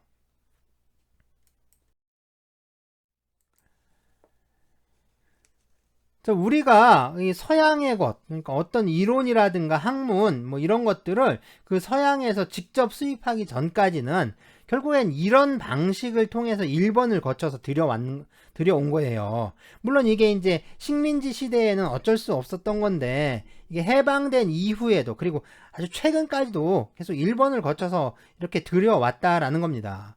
그러니까 이 일본이라는 중개업자를 통해서 상당히 많은 지식과 뭐 이론, 뭐 이념, 사상 이런 것들을 이러한 방식으로 받아들일 수 있었던 거예요. 그러니까 막스주의, 우리가 어떤 사회주의, 막스, 그러니까 마르크스, 또 레닌, 그러니까 막스 레닌주의 있죠. 막스 레닌주의. 그래서 이제 막스 레닌주의가 정통 사회주의인데 이런 것도 마찬가지입니다. 그러니까 우리가 이제 막스 레닌주의가 뭐 저기 북한이라든가 아니면 옛날 소련, 뭐 중국에서 이렇게 넘어온 게 아니에요. 그러니까 우리가 이게 영어나 또는 그 독일어로 되어 있는 이 막스 엥겔스 전집을 접할 수 있기 전까지는 결국엔 다 일본어 번역본을 통해서 그러한 지식을 축적하고 또 그런 사상이 전파가 됐다는 겁니다. 그래서 이 대표적인 좌파 이론이 뭐 종속 이론, 뭐 혁명 이론, 뭐 이런 거 있는데 이런 것도 마찬가지예요. 이런 게 뭐 막스 레닌주의처럼 뭐 종속 이론, 혁명 이론 뭐 이런 것들이 다 이게 북한에서 넘어온 게 아니거든요. 아니면 중국이나 아니면 저기 옛날 소련에서 보내준 게 아니에요. 사실은 이게 다 일본산입니다. 일본에서 온 거예요. 물론 이게 사실 문제가 되는 건 아니죠. 그 일본에서 왔다라는 게 문제가 되는 건 아니에요. 문제는 이게 왔다라는 게 아니라 사실 다른 데 있습니다. 자, 식민지 시대를 거치면서 우리말이 일본 말에 많이 오염될 수밖에 없었는데요. 이렇게 일본 말의 영향을 받아서 일본화 되던 우리말이 다시 또 일본 말의 영향을 받아서 변하기 시작했다는 겁니다. 식민지 시대의 변화라는 게 좀 강제적이고 강압적인 측면이 있었죠. 하지만 그 해방 이후의 변화는 거의 뭐 자연적인, 어쩌면 또 우연적이라고 할까요? 아니면 또 자발적인 측면이 있습니다. 사실상 이런 게 강제적 변화보다 더 크게 영향을 미치기 시작한 거예요. 그래서 일본식 한자 말들이 이게 이제 우리식 발음으로 읽히면서 이것이 일본 말이 아니라 뭐 이제 그 전에 있던 우리 말들 있죠. 그 전에 있었던 우리 말들을 몰아내고요. 마치 이제 일본 말이 이제 우리 말이라고 사람들이 생각을 하게 되는 겁니다. 그러면서 이제 계속 이제 이게 원래 있던 우리 말들을 대체를 하고 그러면서 오리지널한 우리 문화들을 좀 이렇게 밀어내는 거죠. 자, 아주 좀 사소한 건데 우리 이제 보면 우리 결혼이라든가 결혼식이라는 말을 많이 쓰잖아요. 결혼식. 그죠? 다 결혼이라고 하고 결혼식이라고 합니다. 하지만 이 말은요. 이 겟콘 또는 캐콘시키라는 일본 말을 캐콘시키라는 일본 말을 우리식 한자 발음으로 읽은 거에 불과합니다. 그러면 이제 이게 사실은 일본 말이라는 건데 그럼 우리말은 뭘까요? 우리말은 이 캐콘시키 그러니까 결혼식이 아니라 혼인 혼례라고 합니다. 그뿐이 아니겠죠. 뭐 찾아보면 엄청나게 많이 나오는데요. 자, 우리가 흔히 쓰는 게 입장이라는 말이 있어요. 이게 설립자의 마당장자를 쓰는 입장. 역시 이 입장 역시 타치바라는 일본 말입니다. 타치바. 우리말은 입장이 아니라 처지, 견해, 태도, 관점 뭐 이런 말들이에요. 보세요. 처지, 견해, 태도, 관점 뭐 여러 가지 말들이 단지 입장이란 말이 들어오면서 모두 그냥 무너져 버리는 거죠. 이렇게 일본 말들이 퍼지면서 이 일본 말이 지닌 인식이라든가 그리고 사고 구조도 함께 널리 확산되기 시작을 한 겁니다. 다시 말해서 우리말에 의해서 형성되어 있던 우리의 고유한 인식 그리고 뭐 사고의 구조가 일본식 한자말이 쓰이면서 일본식 사고 구조로 바뀌게 됐다는 거예요. 더군다나 이러한 일본말의 영향이 또 일제시대를 거치면서 남아있던 일본 식민지배의 잔재만이 아니라는 겁니다. 일본말은 그러니까 일제시대의 식민 잔재로서 받아들인 것뿐만 아니라 오히려 그거보다는 그 이후에 받아들이는 것들이 더 큰 문제가 되고 있다는 거예요. 우리가 그렇죠, 이제 반려동물 많이 하는데 이 반려라는 말이 진짜 일본 말이고요. 이거 한국말이 아닙니다. 이건 일본 말이고 그리고 그 뜻도 안 좋은 뜻이에요. 방금 전에 본 타치바, 입장 뭐 이런 것도 마찬가지고요. 자, 또 이제 최근에 신문이나 방송에서 이 노포라는 말을 또 이제 많이 쓰고 있습니다. 아주 이게 굉장히 요새 많이 쓰고 있는데 이 노포라는 말 역시 우리말이 아니라 일본 말입니다. 우리말 사전에는 이게 대대로 물려 내려오는 점포 라고 이제 뜻풀이를 올려놓기는 했는데 이게 노포라는 말도 일본 말이고 사전에 올려놓은 뜻풀이도 일본 사전을 번역한 거예요. 원래 이 노포라는 말은 뭐 이제 좀 기자라든가 작가 또는 뭐 일본어를 좀 아는 사람들 뭐 그런 사람들이 조금씩 쓰던 말입니다. 이게 1990년대까지는 그렇게 많이 쓰이진 않았어요. 그런데 이게 2000년대 후반에 오면서 특히 이제 그 최근에 와서는 갑자기 막 많이 쓰기 시작하고 있어요. 자, 일본에서 뭐냐면 일본에서는요 최소한 100년에서 뭐 길면 1000년이 될 정도로 이렇게 이제 대대로 물려받으면서 그 영업을 이어오는 그런 유명하고 전통 있는 점포나 기업들이 있는데 이런 기업들을 이걸 신이세라고 합니다. 신이세라고 부르는데 이 신이세를 우리식 한자 발음으로 읽으면 그게 노포가 되는 거예요. 그러니까 이 노포라는 말을 일본 발음으로 읽으면 신이세라고 하는 겁니다. 그러니까 근데 뭐 우리 하는 게 그렇죠. 뭐 한 1, 2대 뭐 이제 시어머니가 며느리한테 물려주고 며느리가 손녀한테 물려주고 뭐 그런 식으로 2대 3대 뭐 하는데 그 정도가 아직은 택도 없고요. 최소한 5대 6대쯤 아무리 못해도 이게 100년은 훨씬 넘어가야 그래야지 노포라고 부를 수 있는 거지. 우리처럼 고작 뭐 한 3, 40년 된 가게를 뭐 노포라고 하질 않아요. 이게 말뜻에 비하면 우리 노포라고 부르는 게 참 민망한 이게 진짜 이게 부를 수 있을까 하는 그 민망한 수준입니다. 자, 세계에서 가장 오래된 기업이 어딘지 아시죠? 뭐 가장 오래된 주식회사, 최초의 주식회사는 이 네덜란드의 동인도 회사고요. 그럼 가장 오래된 기업은 네, 일본에 있습니다. 지금 요 화면이 거기인데요. 네, 서기 578년에 백제의 장인인 이 금강중광, 그러니까 일본 말로는 콘고 시게미츠라고 한다는데요. 이 사람에 의해서 설립된 일본의 콩고우구미가 일본에서 아니죠, 이게 세계에서 가장 오래된 기업입니다. 이게 이제 사찰의 건축과 또 수리를 전문으로 하는 기업인데요. 이게 1500년 정도를 이 콘고 가문에서 경영을 해왔는데 이게 이제 경영난으로 인해서 이제 부도가 났죠. 그래서 2006년에 이 타카마츠 켄세츠 고송건설, 그러니까 노플고의 그 소나무 송자 쓰는 고송건설인데요. 이 타카마츠 켄세츠가 인수하게 됩니다. 그리고 이제 이 타카마츠 켄세츠, 그러니까 고송건설에서 세운 새로운 콘고우구미로 영업을 다 양도를 해요. 영업 양도를 하고, 그리고 콘고 가문에서 경영하던 옛날 그 콘고 구미는 이제 해산을 하게 됩니다. 자, 일본의 경우에는 뭐 이렇게 1000년이 훨씬 넘은 기업도 있고요. 아무리 못해도 이게 100년은 훌쩍 넘겨야 이 노포라고 할 수 있는 건데요. 우리는 아주 길어야 50년에서 한 60년, 뭐 70년 정도 되려나요? 이렇게 사실 역사가 짧은데 뭐 그걸 어떻게 대대로 전통을 이어왔다고 좀 자부할 수 있는 걸까요?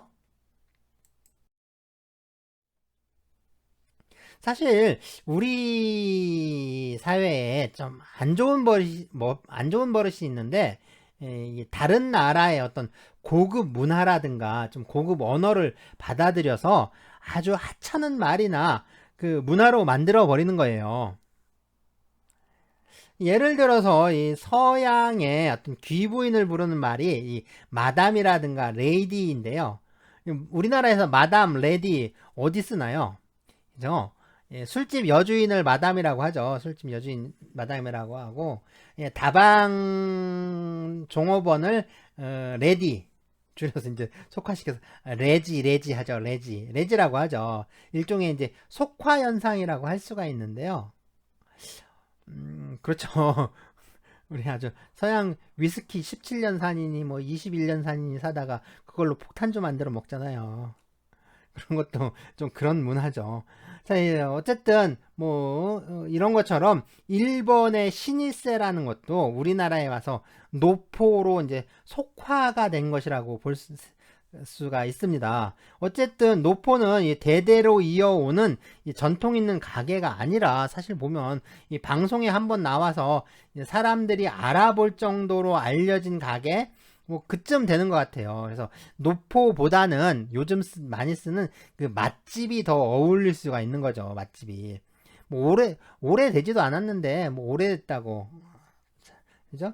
아니면 그 한자의 원래 뜻대로 하면, 그러니까 그냥 오래돼서 낡은 가게를 말하는 걸 수도 있습니다. 그러니까 지금 사람들이 이 단어를 쓰는 맥락을 보면 이 사전에 나오는 뜻보다는 그냥 낡아 빠진 가게라는 의미로 쓰고 있는 것 같다. 뭐 이런 생각도 들거든요.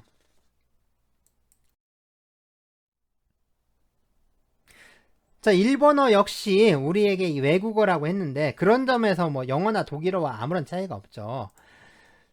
자, 우리 말이나 우리 문화가 이 일본 말이나 일본 문화와 교류를 한다.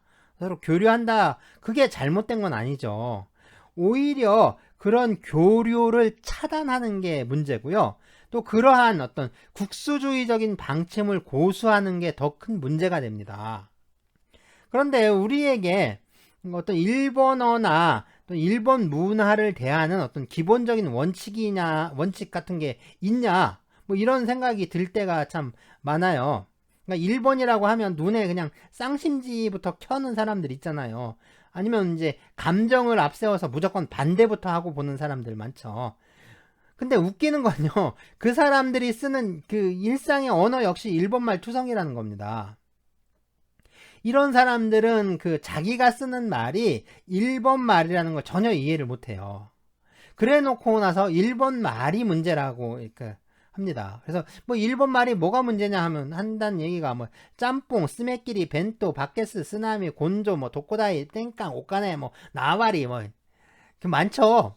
뭐 이런 구태의연한 뭐 일본 말들이 문제가 된다라고 하는데, 그런 게 문제가 되는 거 아닙니다. 이런 건 별로 문제도 안 돼요.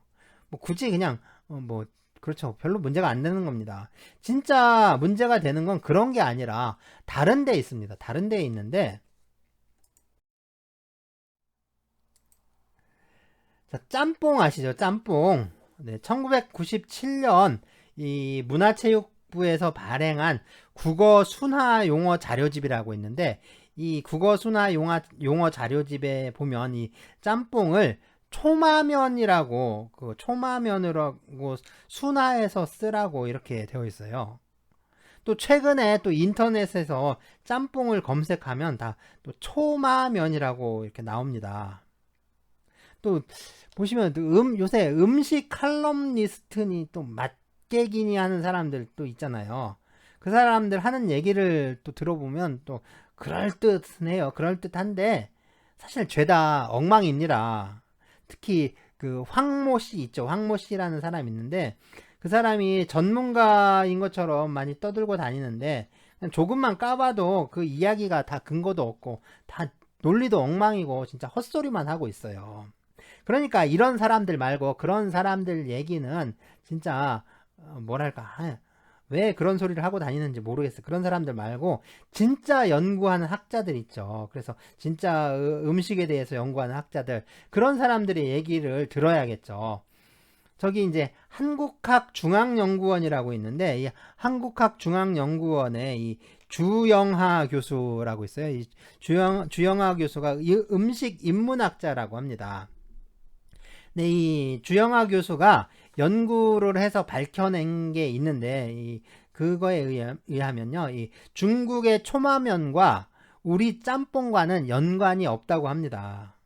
그러니까 짜장면이 우리나라 인천에 정착한 그 산동성 출신의 화교들에 의해서 개발된 음식이잖아요. 그것처럼 이 짬뽕은 일본 나가사키의 그 복건성 출신 화교들이 개발한 음식이라는 거예요.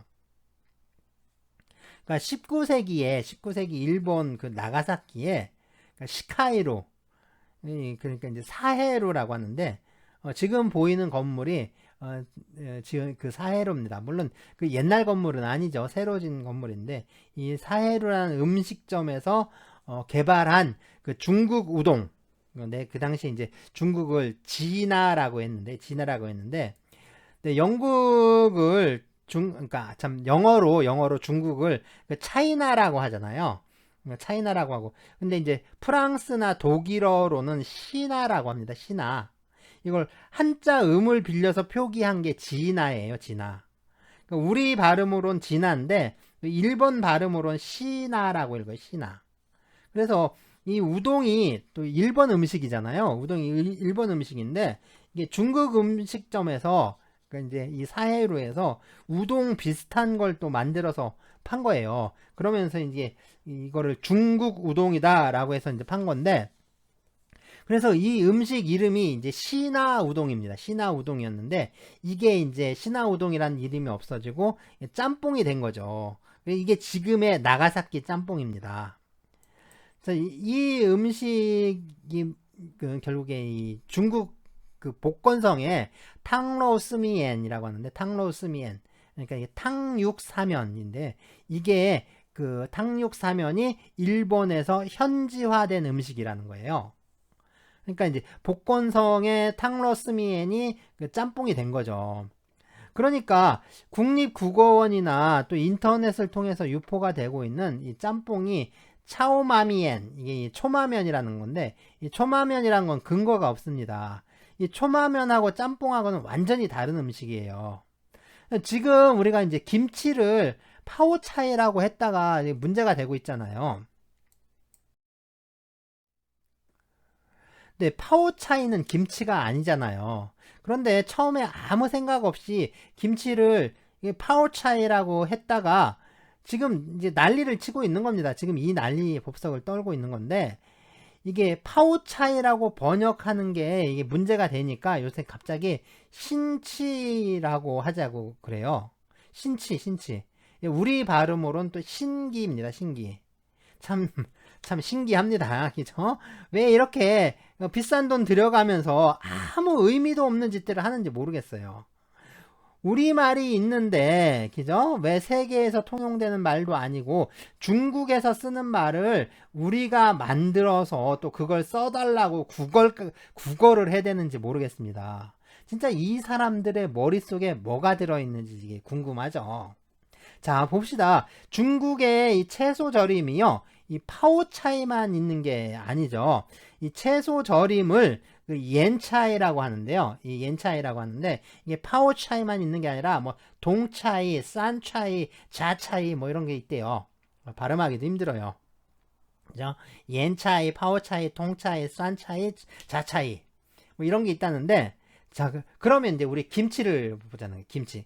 김치의 원래 말은 딤채죠, 딤채. 이걸 한자로 쓰면 침체예요, 침체. 중국식 발음으로 읽잖아요. 그러면 셴차이가 돼요, 셴차이. 셴차이가 되는데, 셴차이. 그러니까 이 침체라는 말이 옛날에는 딤채라고 발음이 되었는데, 이게 지금 김치라고 변한 겁니다. 그리고 이 침체를요, 또 일본식 발음, 일본식 한자음으로 읽잖아요. 그러면 친사이가 돼요. 친사이가 되는데 일본 사람들이 이거를 친사이라고 읽지를 않아요. 친사이라고 이렇게 읽지를 않고 이걸 뭐라고 읽냐면 키무치라고 읽습니다. 그러니까 김치인데 김치 미음 받침 발음을 못하니까 이거를 키무치라고 발음하는 거예요. 그러니까 김치의 원래 한자말인 침체라고 쓰면 일본에서는 키무치라고 읽고 중국에서도 이거 진의 발음을 읽겠죠. 그래서 셴차이라고 읽고 그리고 우리는 이걸 김치라고 읽으면 되는 거죠. 그죠? 그래서 그 뭐야 중국 뭐 일본, 한국이 다 한자 읽는 방식이 다른 거잖아요. 그래서 일본 애들은 키무치라고 읽고 우리는 김치라고 읽고 그 다음에 중국 애들은 셴차이라고 읽고 그러면 되는 거죠. 그냥 이렇게 하면 진짜 편하잖아요. 자, 중국에 채소 절임이 그러니까 채소 절임이 많은데 채소 절임이 많다고 하는데 그래도 셴차이는 없어요. 셴차이는 없으니까 문제될 일이 없는 거죠. 이게 아니라 그냥 뜻도 참 이상하고 발음도 이상한 그런 괴상망측한 뭐 신친이 뭐니 그거 새로 만들어서 이걸 써주세요 구걸할 필요가 없는 겁니다. 그냥 우리는 옛날에 있던 그 침체라는 말 써가지고 그냥 써버리면 되는 거예요. 그럼 지들이 뭐 파오차이라고 할 건지 아니면 셴차이라고 할 건지 뭐 알아서 선택을 하겠죠. 김치 자체가 중국의 채소 절임들하고 확연하게 구분이 되니까 어떻게 보면 이 셴차이라는 말이 금방 자리를 잡을 수밖에 없는 거예요. 그러면 뭐 일본이나 중국에서 모두 이제 한자로 침체라는 말을 쓰게 되는 거죠. 우리도 침체 쓰고 그럼 되는 거죠. 정말 간단한 문제 아닌가요? 자, 지금 근데 이제 짬뽕 얘기를 하다 말았으니까 짬뽕 얘기를 하는데 지금 이 짬뽕은요 일본이나 중국에는 없는 사실상 우리의 음식 문화입니다. 그러니까 이게 중국의 초마면에서 유래했다는 참 근거 없는 말이 도는 게 사실은 이게 이제 그 감정적인 어떤 반일 정서에서 오는 거예요. 일본 놈들 싫어하는 거예요. 그러니까 무조건 일본은 싫어. 일본 싫어. 일본 건 안 돼. 일본 말은 우리 말로 바꿔야 다 바꿔놔. 일본 말 안 돼. 바꿔. 그러니까 이제 짬뽕이 일본 말이니까 무조건 바꿔야 되는데 이게 바꿀 만한 게 마땅한 말이 없는 거예요. 마땅한 말이 없으니까 중국 음식 중에서 비슷해 보이는 음식 이름을 그냥 끌어온 겁니다. 그걸 국가기관에서 그렇게 선언을 해버리니까 아무 생각 없이 또 거기에 사람들이 따라가는 거예요. 더군다나 이게 베끼려면 뭐든지 뭐 일본 거든 중국 거든 우리가 베끼려면 좀 제대로 베껴와야 되는데 베끼는 것도 제대로 못해요. 그래서 우리가 초마면이라고 이 복글 초자 이게 초자가 복글 초자인데 거기 옆에 말마자를 썼어요. 그럼 말고기 볶음면이라는 건가요? 말고기를 볶았다는 얘기잖아요.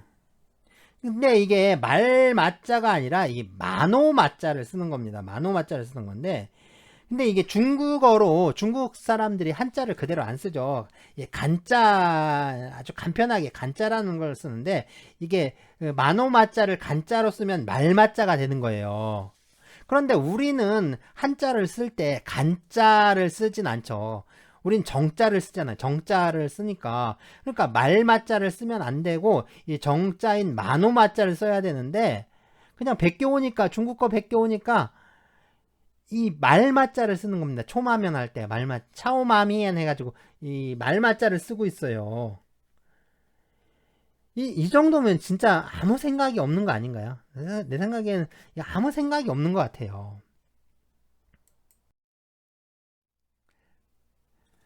네, 오뎅이라고 말하면 꼭 어묵이라고 고쳐주는 사람들 있죠. 어묵. 그런데 어묵이든 아니든 오뎅이 사실 틀린 말이긴 해요. 오뎅이 틀린 말이긴 합니다. 이건 사실 오뎅이 아니거든요. 우리가 이 오뎅이나 어묵이라고 부르는 이 음식의 원래 이름은 이게 카마보코입니다. 카마보코. 근데 재밌는 게 이 음식이 조선시대 기록에 나오는 거예요. 자, 이 조선 숙종과 또 경종, 숙종, 경종 그 연간에 어의를 지냈던 그 왕의 의사죠.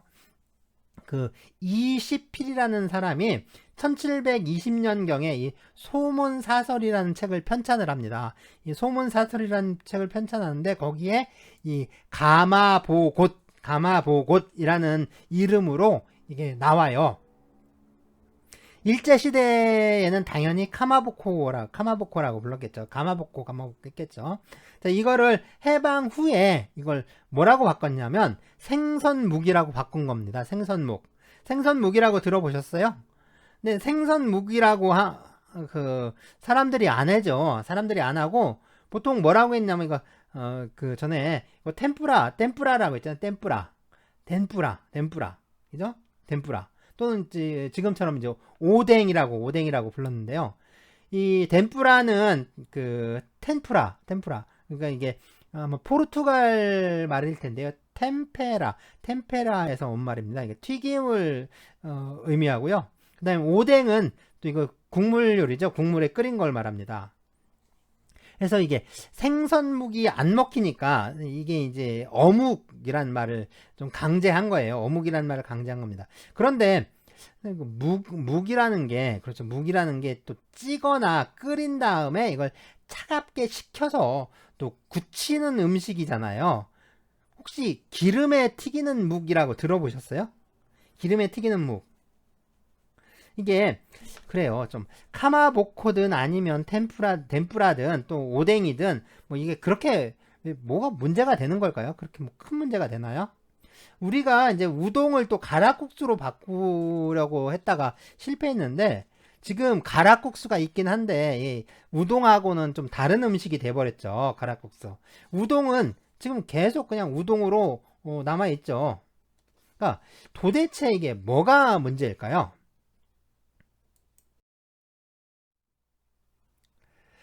네, 80년 5월에 이 광주 항쟁이 있었죠. 그리고 신군부가 또 집권을 했는데요. 이 신군부가 1981년 이 광주 항쟁 일주기를 앞두고 이 대학생들의 저항을 억누르기 위해서 이 대규모 축제를 기획을 합니다. 당시에 이 청와대 정무비서관이었던 이 허문도가 기획을 했는데요. 바로 이 축제가 이 국풍 80일입니다. 이게 사실은 이 국수적 민족주의를 부채질하는 건데요. 그래서 이 80년대는 이 국수주의적인 분위기가 팽배했었죠. 그런데 이게 재밌다고 해야 할지 아니면 슬프다고 해야 할지 모르겠는데 이 학생운동이나 그 민주운동 진영에서도 이 민족 주체성을 강조하는 움직임이 덩달아서 일어난 거예요. 네, 그래서 80년대 운동권을 나눌 때, 이 뭐 NL이니, ND니 아니면 PD니 그러잖아요. 뭐 NL은 뭐 정확하게 NLPDR, 그래서 National Liberation People's Democracy Revolution, 그러니까 민족해방 민족민주주의 혁명론의 약자고요. 그리고 뭐 ND는 NDR, 그러니까 민족민주혁명론, 그다음 PD는 PDR, 그러니까 민족민주주의 혁명론의 약자인데, 뭐 이제 그런데 여기서 그 ND의 민족은 NL의 민족하고 뜻이 달라요. NL에서 말하는 민족은 민족 해방의 민족, 그러니까 우리 민족을 말하는 건데 ND의 민족은 이거하고 성격이 좀 다릅니다. 그러니까 ND 세력들은요, 이게 그 레닌주의를 좀 교조적으로 받아들였어요. 그래서 이 러시아 혁명이 이 부르주아 혁명과 볼셰비키 혁명으로 두 번에 걸쳐서, 그러니까 그 두 번에 걸쳐서 일어나니까 그것처럼 이 한국 사회에서도 부르주아 혁명인 민족민주주의 혁명을 한번 하고 그런 다음에 사회주의 혁명을 해야 된다 뭐 주장을 하던 사람들입니다. 어쨌든 뭐 ND나 PD나 이거 그 운동권에서는 그 소수파였고요. 다수가 이제 NL이었으니까 이 NL들이 또 상당히 민족주의적인 성향을 보여요. 이렇게 그래서 민족 주체성을 강조하다 보니까 뭐 영어라든가 뭐 일본어뿐만 아니라 이 한자 말까지 다 거부를 하는 거예요. 그리고 모두 이제 다 우리 고유한 말로 우리말 순수한 우리말로 바꾸어 쓰자 뭐 이런 운동이 생겨나기 시작한 거죠. 그래서 뭐 대학교를 큰 배움집 또는 뭐 큰 배움터라고 하는 거 뭐 그런 거죠. 그렇게 해서 상당히 많은 말들이 만들어졌습니다. 그런데 이때 새로 만들어진 말들을 살펴보면 대부분 이 고유성이라든가 뭐 주체성과는 크게 상관이 없었다라는 겁니다. 더군다나 이런 말들 대부분이 또 일본식 한자 말을 일본식 인식 구조 또는 사고 구조에 따라서 그냥 그 한자 말에 대응할 수 있는 우리말 단어를 끼워 맞춘 것들에 거의 불과해요. 뭐 예를 들어서 이 먹거리라는 말을 뭐 요즘도 좀 많이 뭐 자주 쓰고 있는 것 같은데, 이게 우리말에 음식을 옮긴 게 아니라는 거죠. 이 말은요, 우리말 음식이 아니라 일본 말인 이 타베모노를 옮긴 말이에요. 이게 먹다와 거리가 합쳐진 말인 거죠. 음식이라는 말에서는 어떠한 방법을 쓰더라도 이 먹거리라는 말이 만들어지지 않습니다. 그럼 왜 이 먹거리라는 말이 일본 말에서 왔느냐 하는 건데요. 그냥 우연히 그냥 만드는 거 아니냐 이렇게 볼 수도 있는데, 이 먹거리라는 말이 막 쓰이기 시작할 때 같이 쓰였던 말이 있는데, 그 중에 입거리라는 말이 있습니다. 입거리. 이불거리, 입거리. 그러니까 한자로 하면 이 창물이죠. 입는다는 뜻의 착과 이 거리라는 뜻의 물 해서 이 창물인데, 이걸 일본식으로 읽으면 키모노가 돼요. 키모노. 그러니까 일본의 전통 의상이 키모노잖아요. 근데 이 전통 의상뿐만 아니라 그냥 일반적으로 옷이라는 뜻도 있습니다. 자, 옷이라는 고유한 우리말이 있는데 굳이 입거리라는 말을 만든 거예요. 그럼 입거리, 먹거리가 옷과 음식에서 온 걸까요? 그러니까 우리말로 옷과 음식이란 말이 있는데 한자를 쓰지 말자고, 사실은 보면 이 키모노와 타베모노를 가져와서 입거리와 먹거리란 말을 만든 것인데, 여기에 무슨 주체성이 있겠습니까?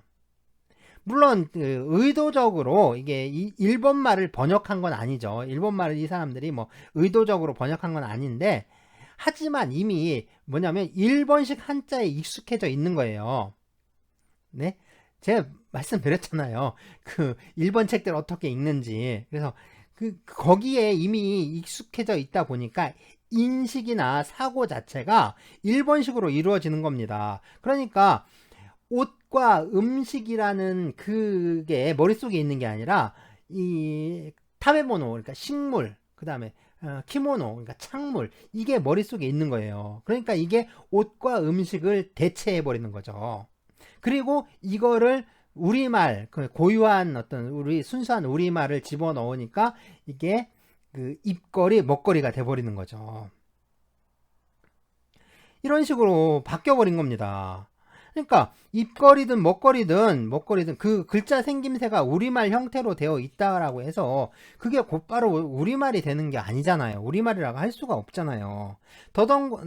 더군다나 이게 뭐냐면 우리 이제 무슨 거리 하잖아요. 꺼리. 이 꺼리는 대부분 하찮다 또는 대단치 않다라는 뜻이 내포되어 있습니다. 예를 들어서 군것질거리 있죠. 군것질거리. 이거는 끼니에 들지 않는 음식이란 뜻이죠. 그래서 어감상으로 이 끼니에 먹는 음식보다 좀 낮춰 부르는 말에 해당합니다. 그러니까 먹거리니 먹을거리니 하는 거는 음식보다 하찮다라는 뉘앙스를 풍기게 되는 거죠. 다시 말해서 음식을 하찮게 낮춰 부르는 말이 돼버리는 겁니다.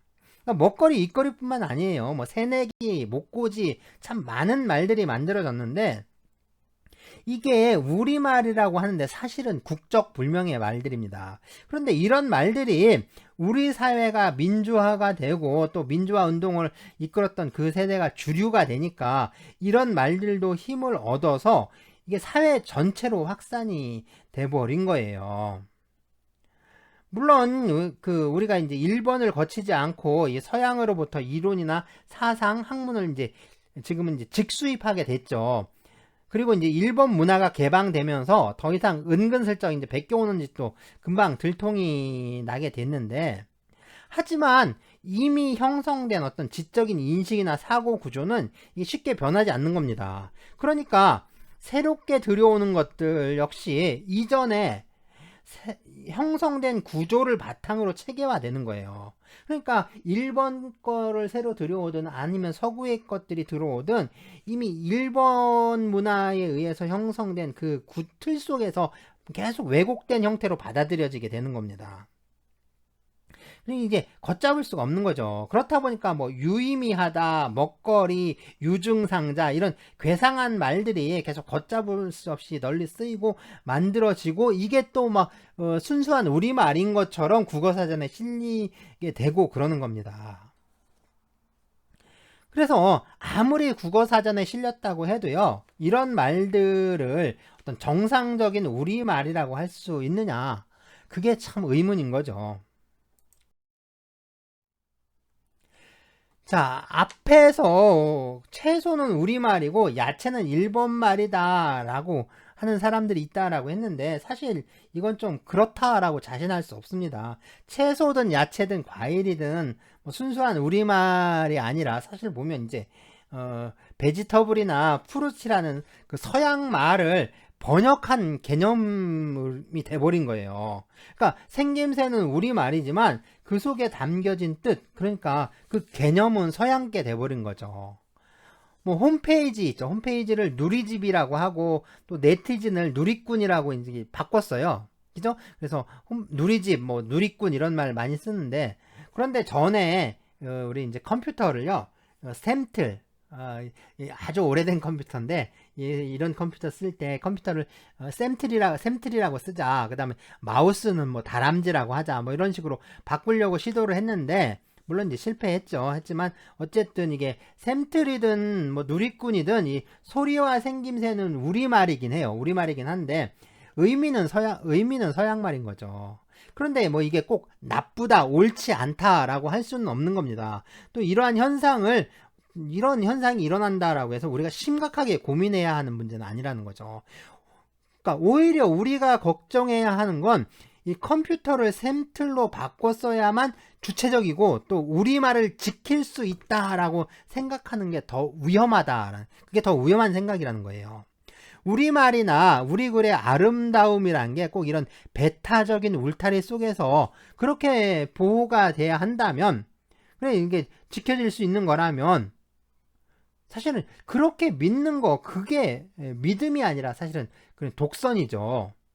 마치 우리가 이제 단일 민족이고 뭐 순수성을 갖고 있다라는 게 전혀 그러니까 외래 혈통에 물들지 않고 그러니까 뭐 외국 혈통하고 전혀 담쌓고 사는 거 그래서 순수하게 지켜져야 하는 거 그게 이제 그렇게 해야 된다라고 생각하는 거랑 전혀 다를 게 없는 거예요. 똑같은 거죠.